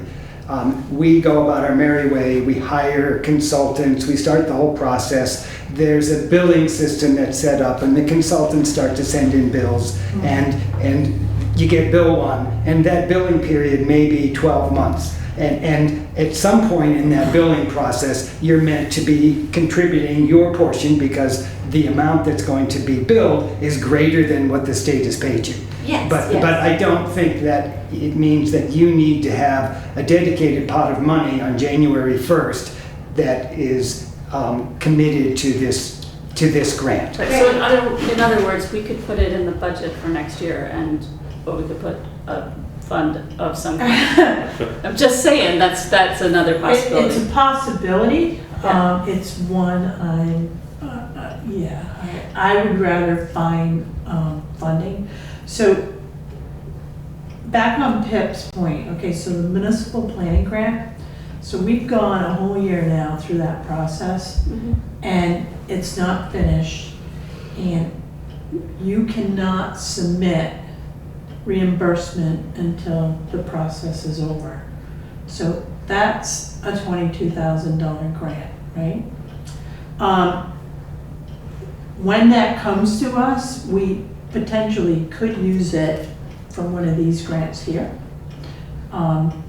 We do have ARPA. I can't tell you that I can pull that money out of our budget. We can put it in the budget for 25, but right now, I would say no, because I just don't know until our final audit. Then it seems to me like we need to approve, what you're saying is that we need to approve spending ARPA money on this in order, that's the only solution to make this work. If we needed the money right now, I would say yes. We would have to use, I would suggest borrowing from that, taking from ARPA. Now, the question is it gonna be 10,000 or is it gonna be 50,000? Well, 10,000 or 30,000. At 30,000. Well, no, if you don't Well, if get you one of don't the get the grants, grants. right? Right. Oh, that's a different question. That's different. We don't know. Right. We don't know. Right. I think the question right now, I think be prepared to spend a cost match of $30,000 for two projects. That leverage quite a lot of other money. Let me just be really clear. Right, They I keep am good not, leveraging I just this year. want you to know, I am not arguing, I'm not Yeah. making the point that we should not spend ARPA money.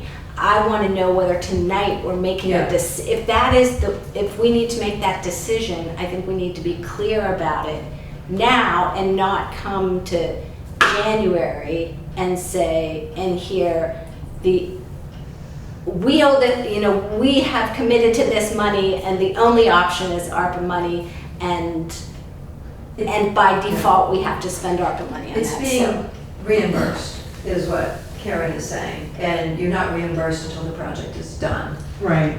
So that means you have choices along the way of how you're going to, where that money is going to come from. No, but I'm not talking about the reimbursement. I'm talking about the matching funds. Right, I'm talking about the match as well. I mean, the work, you don't pay consultants up front. I mean, the project will begin in January, and they're gonna be a little bit laddered. They're gonna have some overlap, right? But begin in January.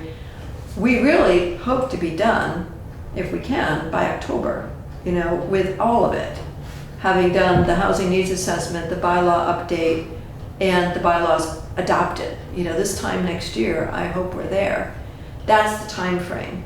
And at that point, if we closed out the municipal planning grant sooner, then you would get reimbursed or need to have your cost match come from somewhere. I'm still not following. I'm not because for me it's about where's the $30,000. I don't think we can help you Right. with that. No, Right. I don't think it is a question for you. That's It's why a I keep question for referring me. it back to Karen. And again, once we get reimbursement from the town plan grant, there's $20,000. 10,000, I can find that in the budget Okay. as a direct expense usually, but again, there's other money. We're gonna be overlapping fiscal years, so we can plan Okay. and put a little extra money in for Great. 25. That answers Yes. my Yes. question. And, Yeah. and like I said, I support you 100% in Right. coming back when we're on the timeline Yeah. that we set up for the ARPA funds to come back and request money for this purpose. I'm not Right. saying that we shouldn't do that. I just want to know what decision we're making. It can be done, it's gonna depend on how these shake out. And again,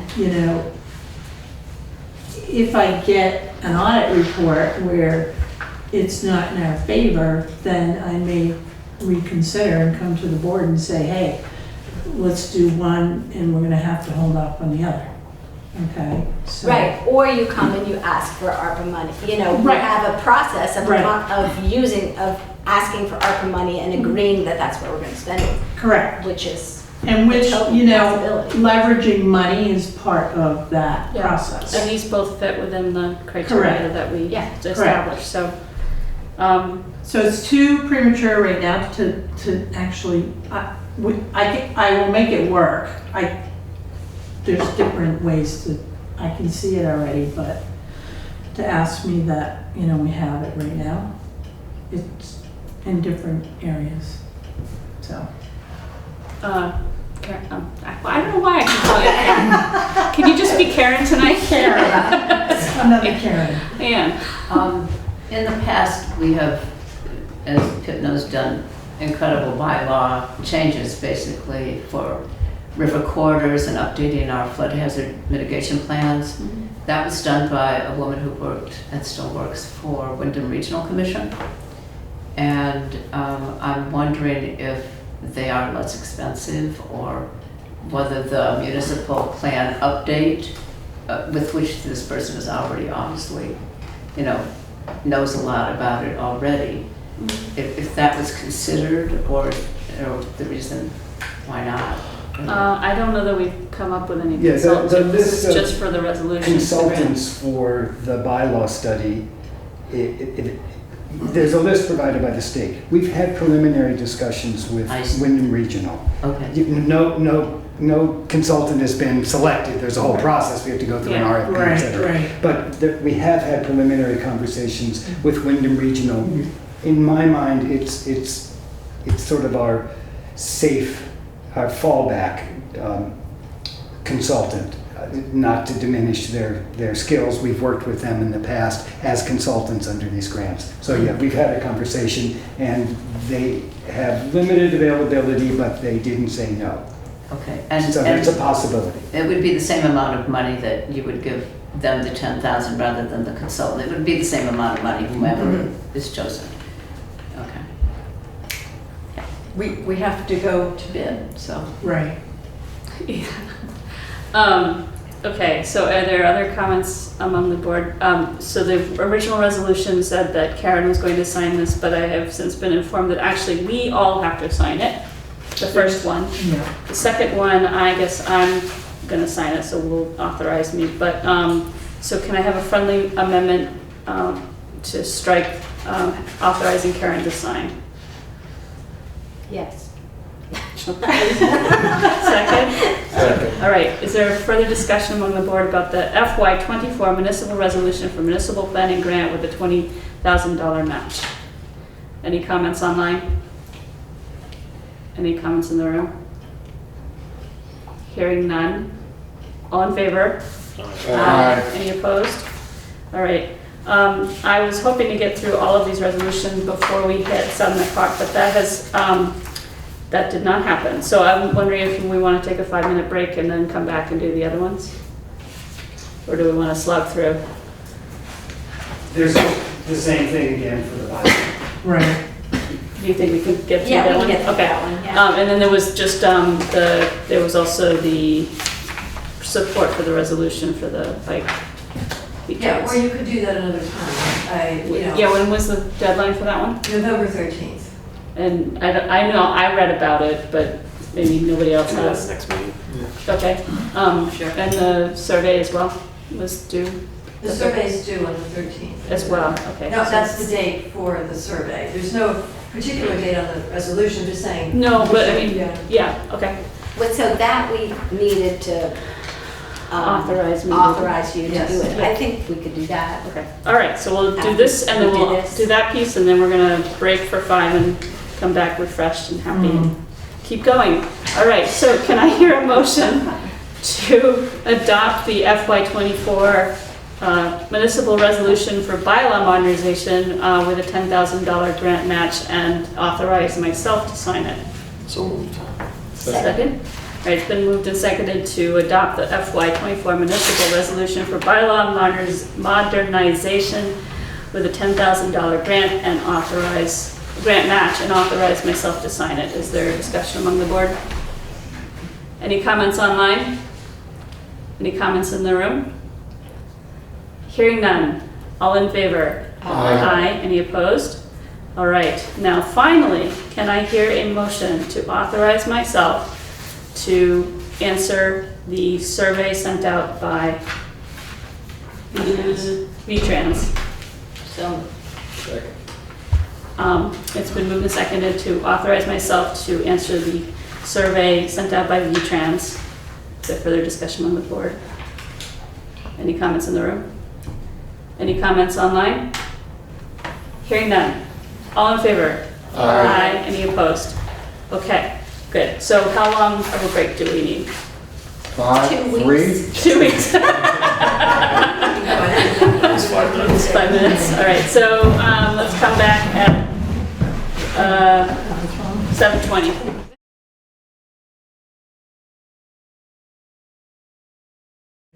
We're back online and I may have to leave to go pick up the kid. That doesn't necessarily mean that the meeting has to stop though. Peg, I will give you the gavel. So I think we did need to talk about the community services policy. The other things were the municipal technical assistance piece. Karen, those are just reports. Can we table the 24 first quarter financial reports? We can, and if anybody has any questions, they can come see me. Okay. And they're not bad. I mean, it's the first quarter, so. Sorry, everybody. I know I said no cell phones, but I'm just coordinating something here.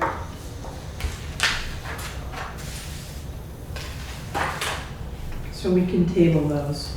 I think I might be okay.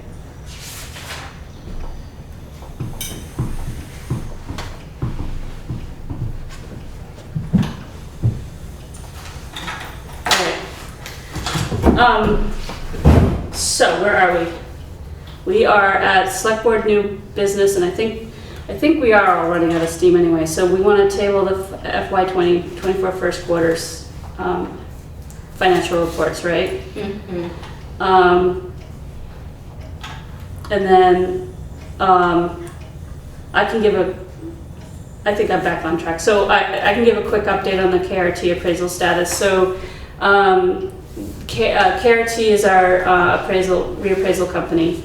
And they were supposed to get going on data collection, I think back in like September, well, earlier, right? Earlier, because we signed a contract in January. Yeah, so the issue was that the new CAMA software, which is the computer-assisted mass appraisal software that we use to value things, it's a new program called Patriot, and they were having trouble. Patriot was having trouble converting our data to Patriot, and it just, I'm not entirely sure why actually, because they have other towns that they work with, and they also own their own Axiomatic, like Axiomatic and Patriot are the same company now, which Axiomatic is the company that the state contracted to create our new grand list software. In any event, they got their data finally converted, I think yesterday or the day before, so they're back on track and are going to be meeting with the listers to get criterias and codes and other expectations down before they start doing data collection.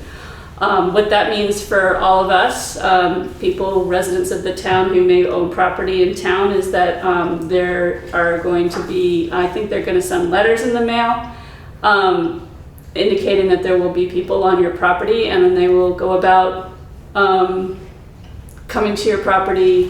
They'll take measurements. If you're home, they'd like to get inside to see how many bathrooms you have and other things.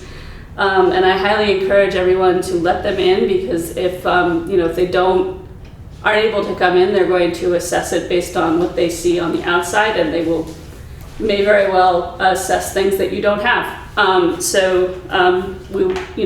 encourage everybody to let the assessors in, and then hopefully by April, well, not by April 1st, but hopefully by the time we lodge, which is sometime I think in mid-May, they'll still be on track, and we'll have the new numbers.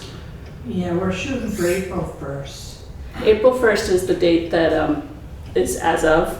Yeah. But right. I suspect they're not going to get it done before then. But usually, like June 1st, we try to have it launched. But yeah. We'll see what happens. Yeah. Does this have anything to do with any of the activities of the listers? Yes. That's what I thought. Yeah. Yep. This is the reappraisal that we were mandated by the state, because our CLA Townwide reappraisal. Down to what, 80 something? 88, right? Was it 88, 86, something like that. I think it's lower than that. Anyway, 85 is the cutoff. So anyway, we were mandated by the state to do a townwide reappraisal. So this is part of that process. And then the municipal technical assistance program notice, we got an email notice Yes, from we Windham did. Regional Commission. Yeah. And do you want to explain that? If I can find it, hold on a moment. So in your packet, there are notices that came to me via email, and I'm not quite sure if the board gets everything that I get. So I think in the future, if I don't send it to you, I'm gonna just put it in the packet, whether or not you wanna act on it. Really up to you. The municipal technical assistance program shows $3 million to create this program, and it's through the state of Vermont. And if we are on the pre-approved list, we're able to get services and funding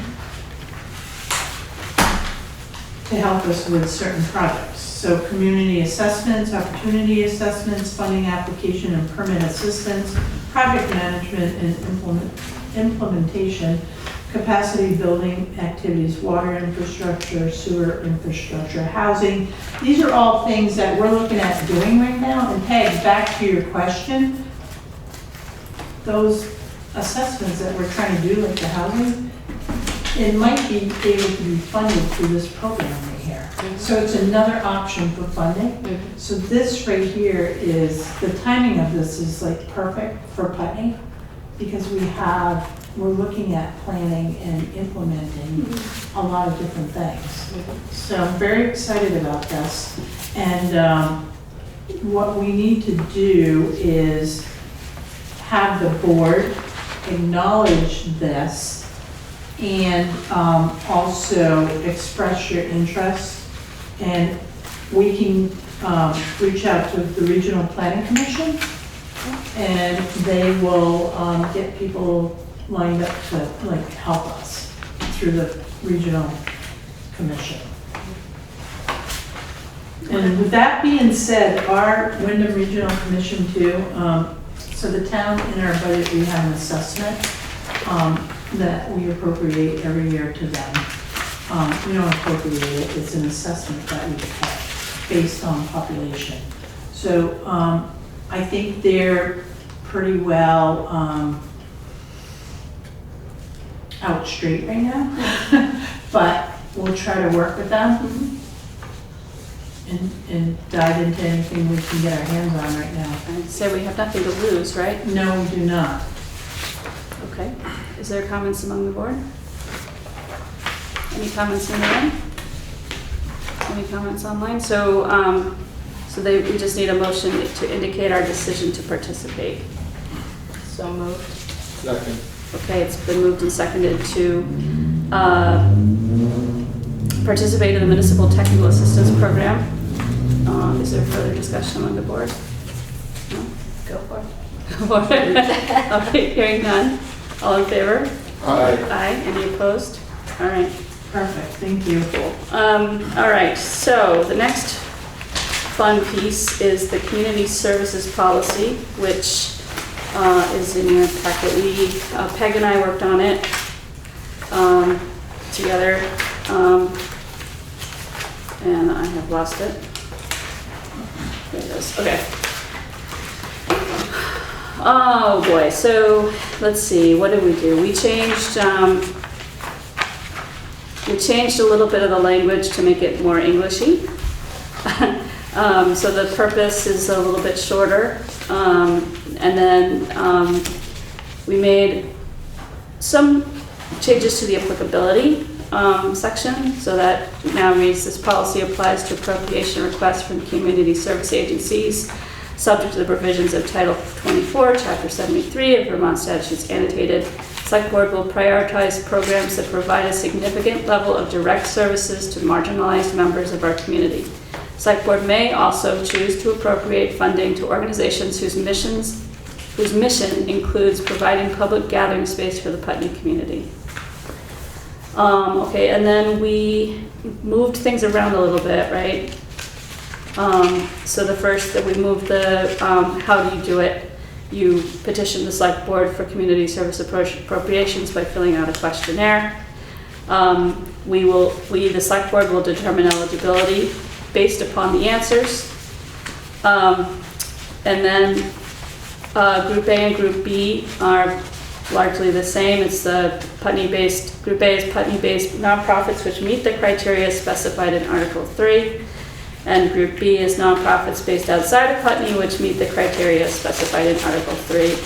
We didn't change the appropriation from the grant from the general fund and highway fund, so it still remains at 2.5%. Total budget will be divided among, we did change the allocation. Group A, we said 70%, and Group B, we said 30.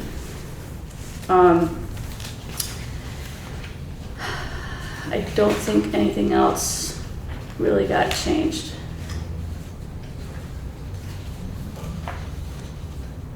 So, do we want to approve this to do, well, let's have a discussion, do this. I mean, the major thing is the allocations. 70-30. 70-30, does that sound like a fair number? Does anybody have any concerns about that?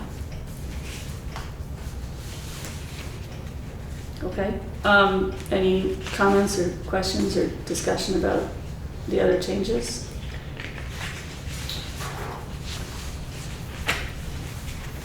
Karen?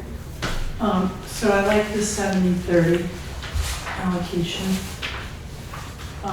Right now, we have 3 tiers, so my question is, Tier A, B and C are gonna be combined, is that the way I see it? Okay. Well, B, I guess, may stay the same and then we might pull some from C. I'm not entirely What's sure. the current B and C, remind us? So B and C. A is Putney. A, so you have 5 in Putney, correct, right now? Yeah. So Putney Cares, Putney Food Shelf, Putney Community Center, and Next Stage, so 4. You have 4. Right. Hold on, Peg. I thought I had everybody right here. I don't have my town report, so I can't really go to it. Oh, I should know what that is. What's Yeah. B and what's C? It was something like they're based outside of Putney, but they still provide significant service to Putney residents. And then C was everybody else. Yes, so Something to Group that B, effect. agencies based outside of Putney providing significant level of service to Putney residents. And then Group C is all other agencies. So there's, approximately, well, there's a little bit more, maybe 15. So I imagine that the ones that are in Group B right now would still qualify to be in Group B, and then there may be some in Group C that we feel should actually be in Group B. Did you both look at the distribution for Group B and C? The bunnies, you sent it to me. Yeah. Look at the, I'm sorry, I thought I heard you say, did we look at the, the bunnies? The bunnies? I think You ready for that? Oh my God. I'm pretty sure you meant bunnies. I said monies. I heard bunnies too. Okay. So it's about 31,000 right now, this year. Okay? Yeah. So if you're gonna combine those 2 groups, right, or move others up, I imagine there aren't that many that we move up, but yeah. all right, so if it's only 30% amongst the rest, some may have a significant, Yeah. decrease. Well, then they can. But the other ones will increase. They can, they can, they can petition. They can petition. Okay. All right, so it's about 31,000 right now, this year. Okay? So if it's only 30% amongst the rest, They can petition. And, you know, that's the, I mean, if we're trying to prioritize Putney residents, I mean, Putney-based services over the other ones, and I don't see, there's not a really good way to do that other than to up Group A and make Group B less. And I don't know if we're gonna move any of the Group C ones up. I know that we've talked about a couple of them, but,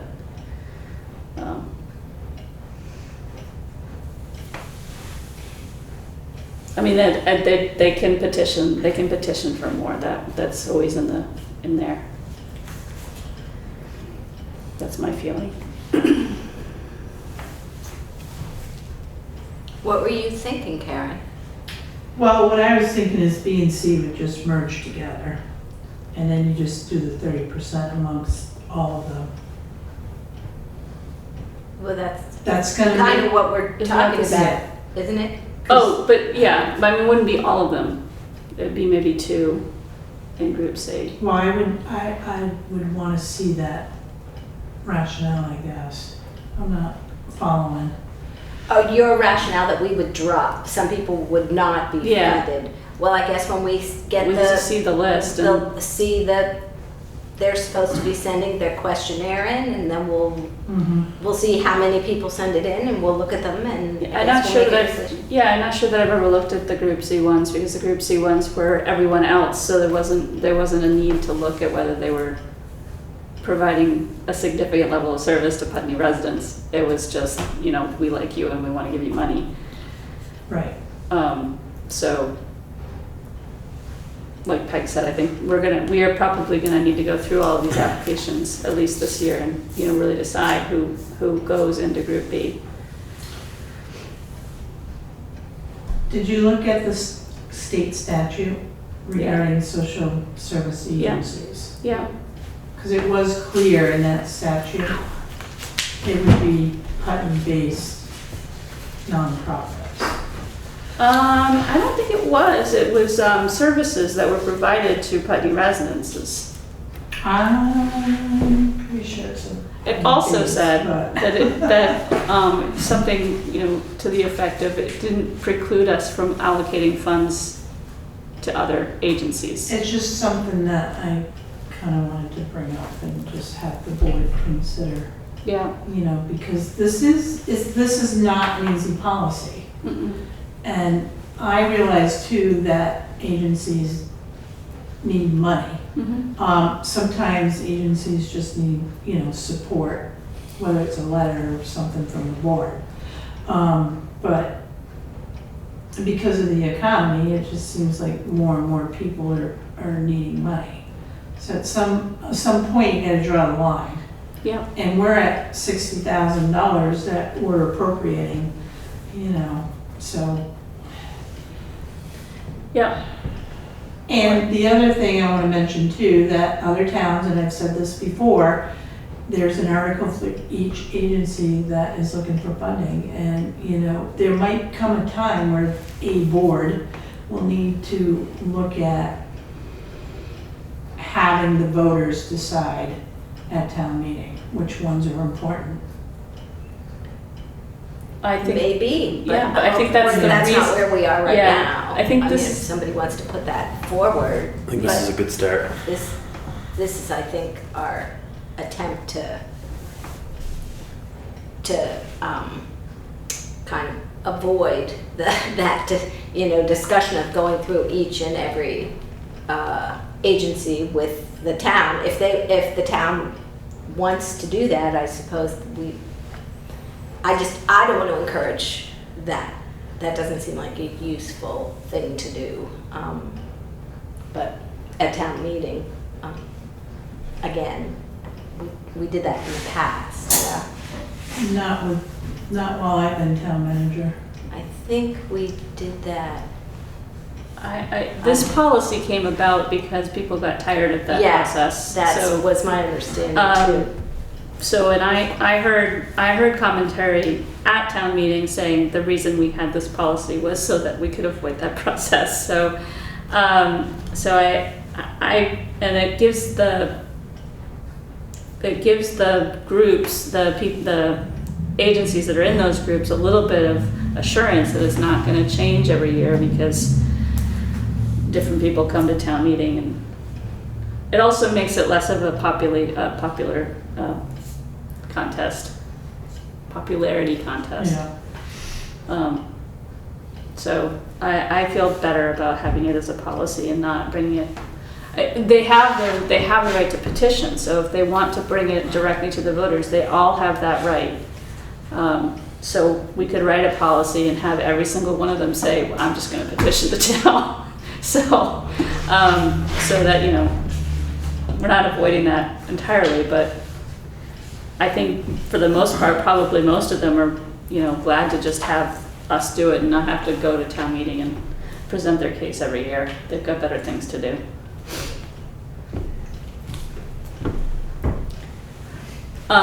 So what do we want to, I know we're sort of, did you send out the questionnaire? You haven't yet, okay. No, I asked if the letter that I sent to you and Peg, was Don't it? think you sent that to me. You did? No, Okay. the letter and the questionnaire, the new questionnaire. Did you get it? I don't think I'm not. Oh, ladies. I don't think you sent it to us. We looked at the other things you sent, Let me see.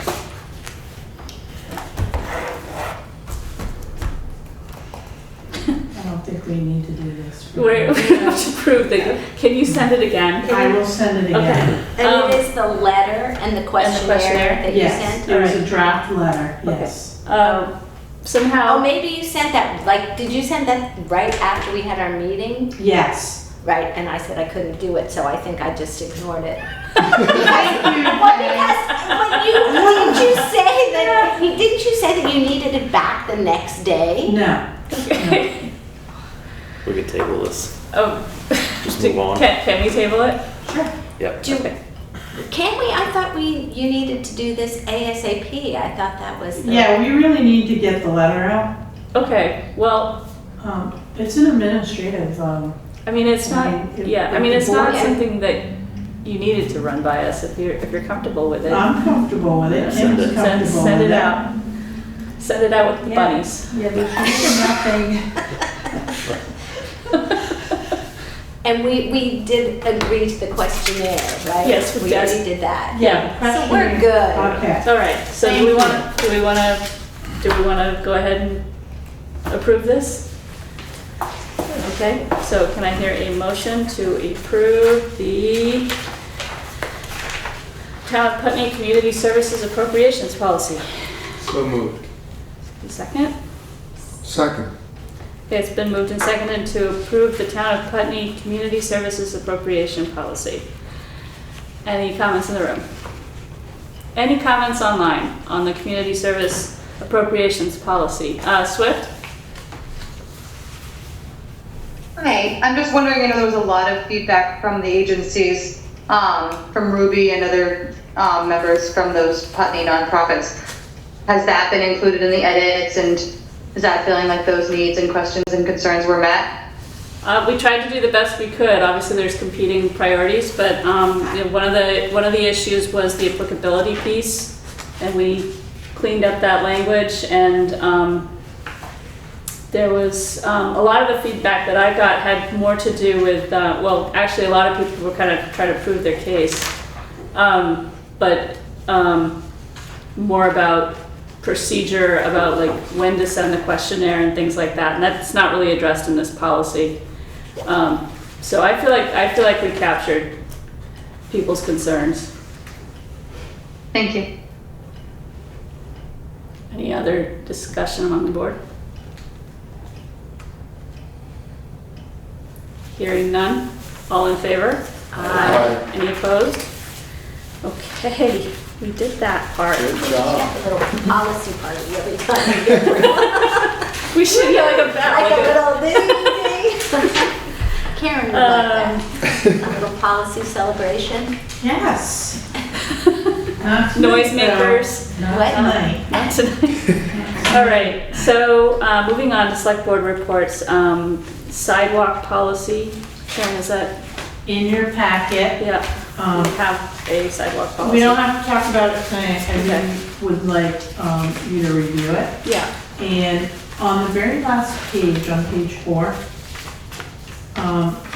funding of public sidewalk infrastructure. So the board knows that we do have a sidewalk reserve fund. There was a vote back in 2017 to create the sidewalk maintenance fund. No, sidewalk reserve fund. And then there was a friendly amendment to add repair in front of reserve fund. So I want to get clarity, because it might have to go back to the voters to like, because when you say repair, it's just repair. Doesn't mean new sidewalks, doesn't mean maintenance of sidewalks. Right. Repair. So I want it to be clear when we set up this sidewalk policy, because it references how that's gonna be funded. okay. And I just don't want to take it for granted. And the minutes are a little, I just need better clarity. And I'm gonna go to Alan Blood was the one that made the friendly amendment. Okay, so what are you gonna run that by legal counsel or VLCT or? No, I want to ask, well, I want to have a conversation with Alan and Josh Laughlin, just for memory, Okay. to see what they actually meant, or what Alan actually meant. Yeah, And then I will ask Larry, but it may have to go back to the voters. So. okay. Because it was voted on to set up the reserve fund. Right. And if it was named sidewalk repair reserve fund, I'm not clear that we can use this policy to fund new sidewalks. Okay. And right now, we have about $80,000 in that reserve fund, and here, right now, that reserve fund, if it's for new sidewalks, that's where money could come from for that feasibility study. For instance. Right. Right. Okay. So I have a question whether we should put, under these select board reports, I think we should have a select board member's name beside that policy. Good comment. Whose name wants to be on the sidewalk policy? Don't put your hands up all at once. Hey, Draw it's straws. almost done. It's like 3/4 of the way done, folks. Come on, it's an easy one. You get a party for doing it easy. We'll bring in noisemakers if you take it. We can't recommend people. We can't nominate people. We could nominate people. This is an important policy too, because we do have sidewalk issues. Right. Yeah. And it will define, public sidewalk infrastructure versus private. Clearing of the sidewalk. So there's winter maintenance in here, regular maintenance. Put me on that one. Yeah. I'll take it. Okay. I'll take it. Peg, I really appreciate you stepping forward like that. Thank you. I do. I'm just, All right, so you've got that one. no horses on sidewalks. No horse. Okay, are we done talking about the sidewalk Yes. policy? All right. Is there a timeline on that, other than coming up with an article for town meeting if we need it? Well, yeah, I mean, if we have to have an article, then that's gonna be March, but, Right? I'd like to get it finalized if we can, Okay. by the end of the year. Okay. Do you think you can swing that? Yeah. It's all about timing, folks. All right. Okay, I want so, to get it figured out before the snow flies. Right. That's my- wow, okay, well, actually, it hasn't even gotten down below freezing yet, so, right, so, Okay, so the next one is the draft non-working holiday calendar, which went to VLCT and they gave us a pretty wishy-washy answer, which I didn't like. So Welcome to my world. I would like them to do an actual review of the policy. So that means we have to pay them to do it? Yeah, I mean, that was the intent, that was my intent. I wanted them to like look at it and make sure that it was legal, because if it's not, then we shouldn't be doing it. I thought that's what we wanted. Yeah, that's what we asked for. The answer that we got back was something to the effect of, I don't think the town needs such a thing. I was like, that's nice, but we have it, so can we like get like actual legal review? So I was not pleased with that answer. The draft flag policies also is the VLCT, and they did give us a quote for 3 to review. 5 hours, Yeah. $600, yeah. Yeah. But they want the backstory on that, so who's willing to, Like where it came from. Nate, would you mind taking that up? Yeah, Because you know could more I about work it. with Swift on that? mm-hmm. I don't want to nominate her without her say, but thumbs up. Wrap it out. Okay, yeah, they wanted to know things like, you know, where did the draft come from and stuff like that. So you guys have better answer on that than I do. Okay.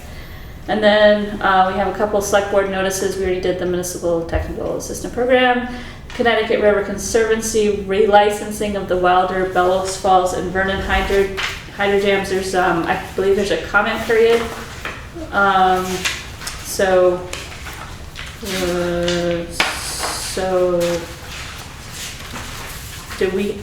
is that in our packet? Yeah, it was an email, Okay, yes. so, From Kate Buckman. yeah, so that ended up in our packet, right? So it's online? Yes. Okay, so if you're interested in commenting on the relicensing of the dams, take a look at our packet and you can contact,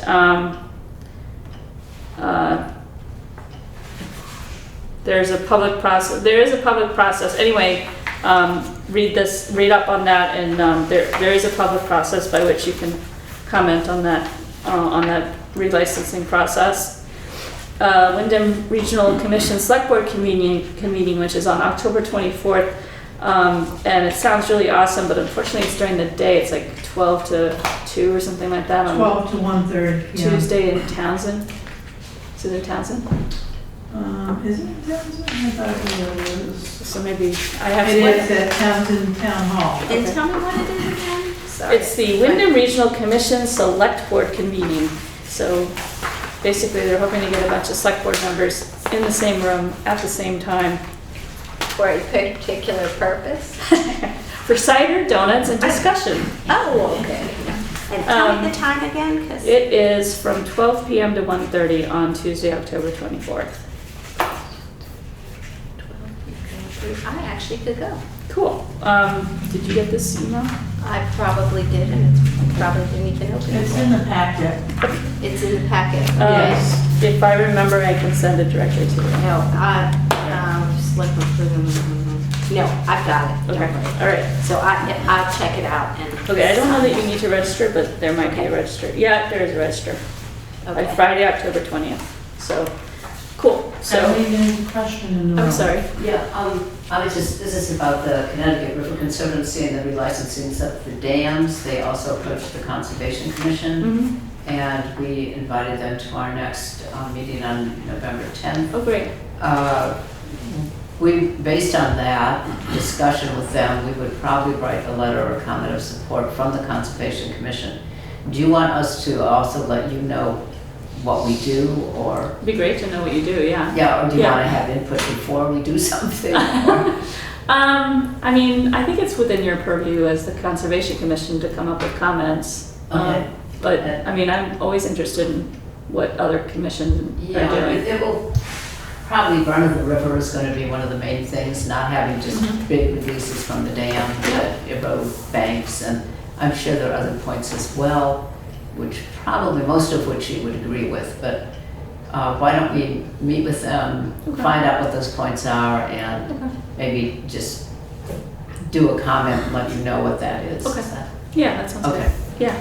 So one comment, Heidi Henkel is our town representative. Do you know if she's aware of this?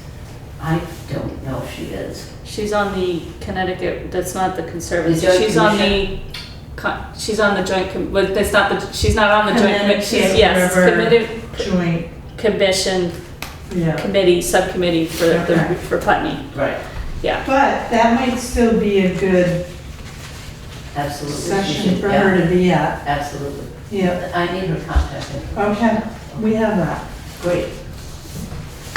Okay. So that's those two things. We have successfully gone all the way down the agenda and I didn't have to leave. So do we need an executive session? No. Okay. Did I miss anything? No. Okay. So I feel like I did. So our next meeting date is October 24th, 2023. That's the town plan public hearing. That's a Tuesday. And then at what time is that? 5:30? Yes. I Or believe it's 6? 5:30. I think it's a different time. Is it in the, it's in the packet. Yes. It's in the memorandum. I feel like it's at, It's at 5:30. it is at 5:30. Okay, good. Town hall. All right. Whoops. Time to go home, folks. All right. So at 5:30, then our next regularly scheduled meeting is November 1st. Also at 5:30 and on Zoom. Can I hear a motion to adjourn? Motion to adjourn. Second? Second. Excuse me, second. All in favor? Aye. Aye. Any opposed? All right.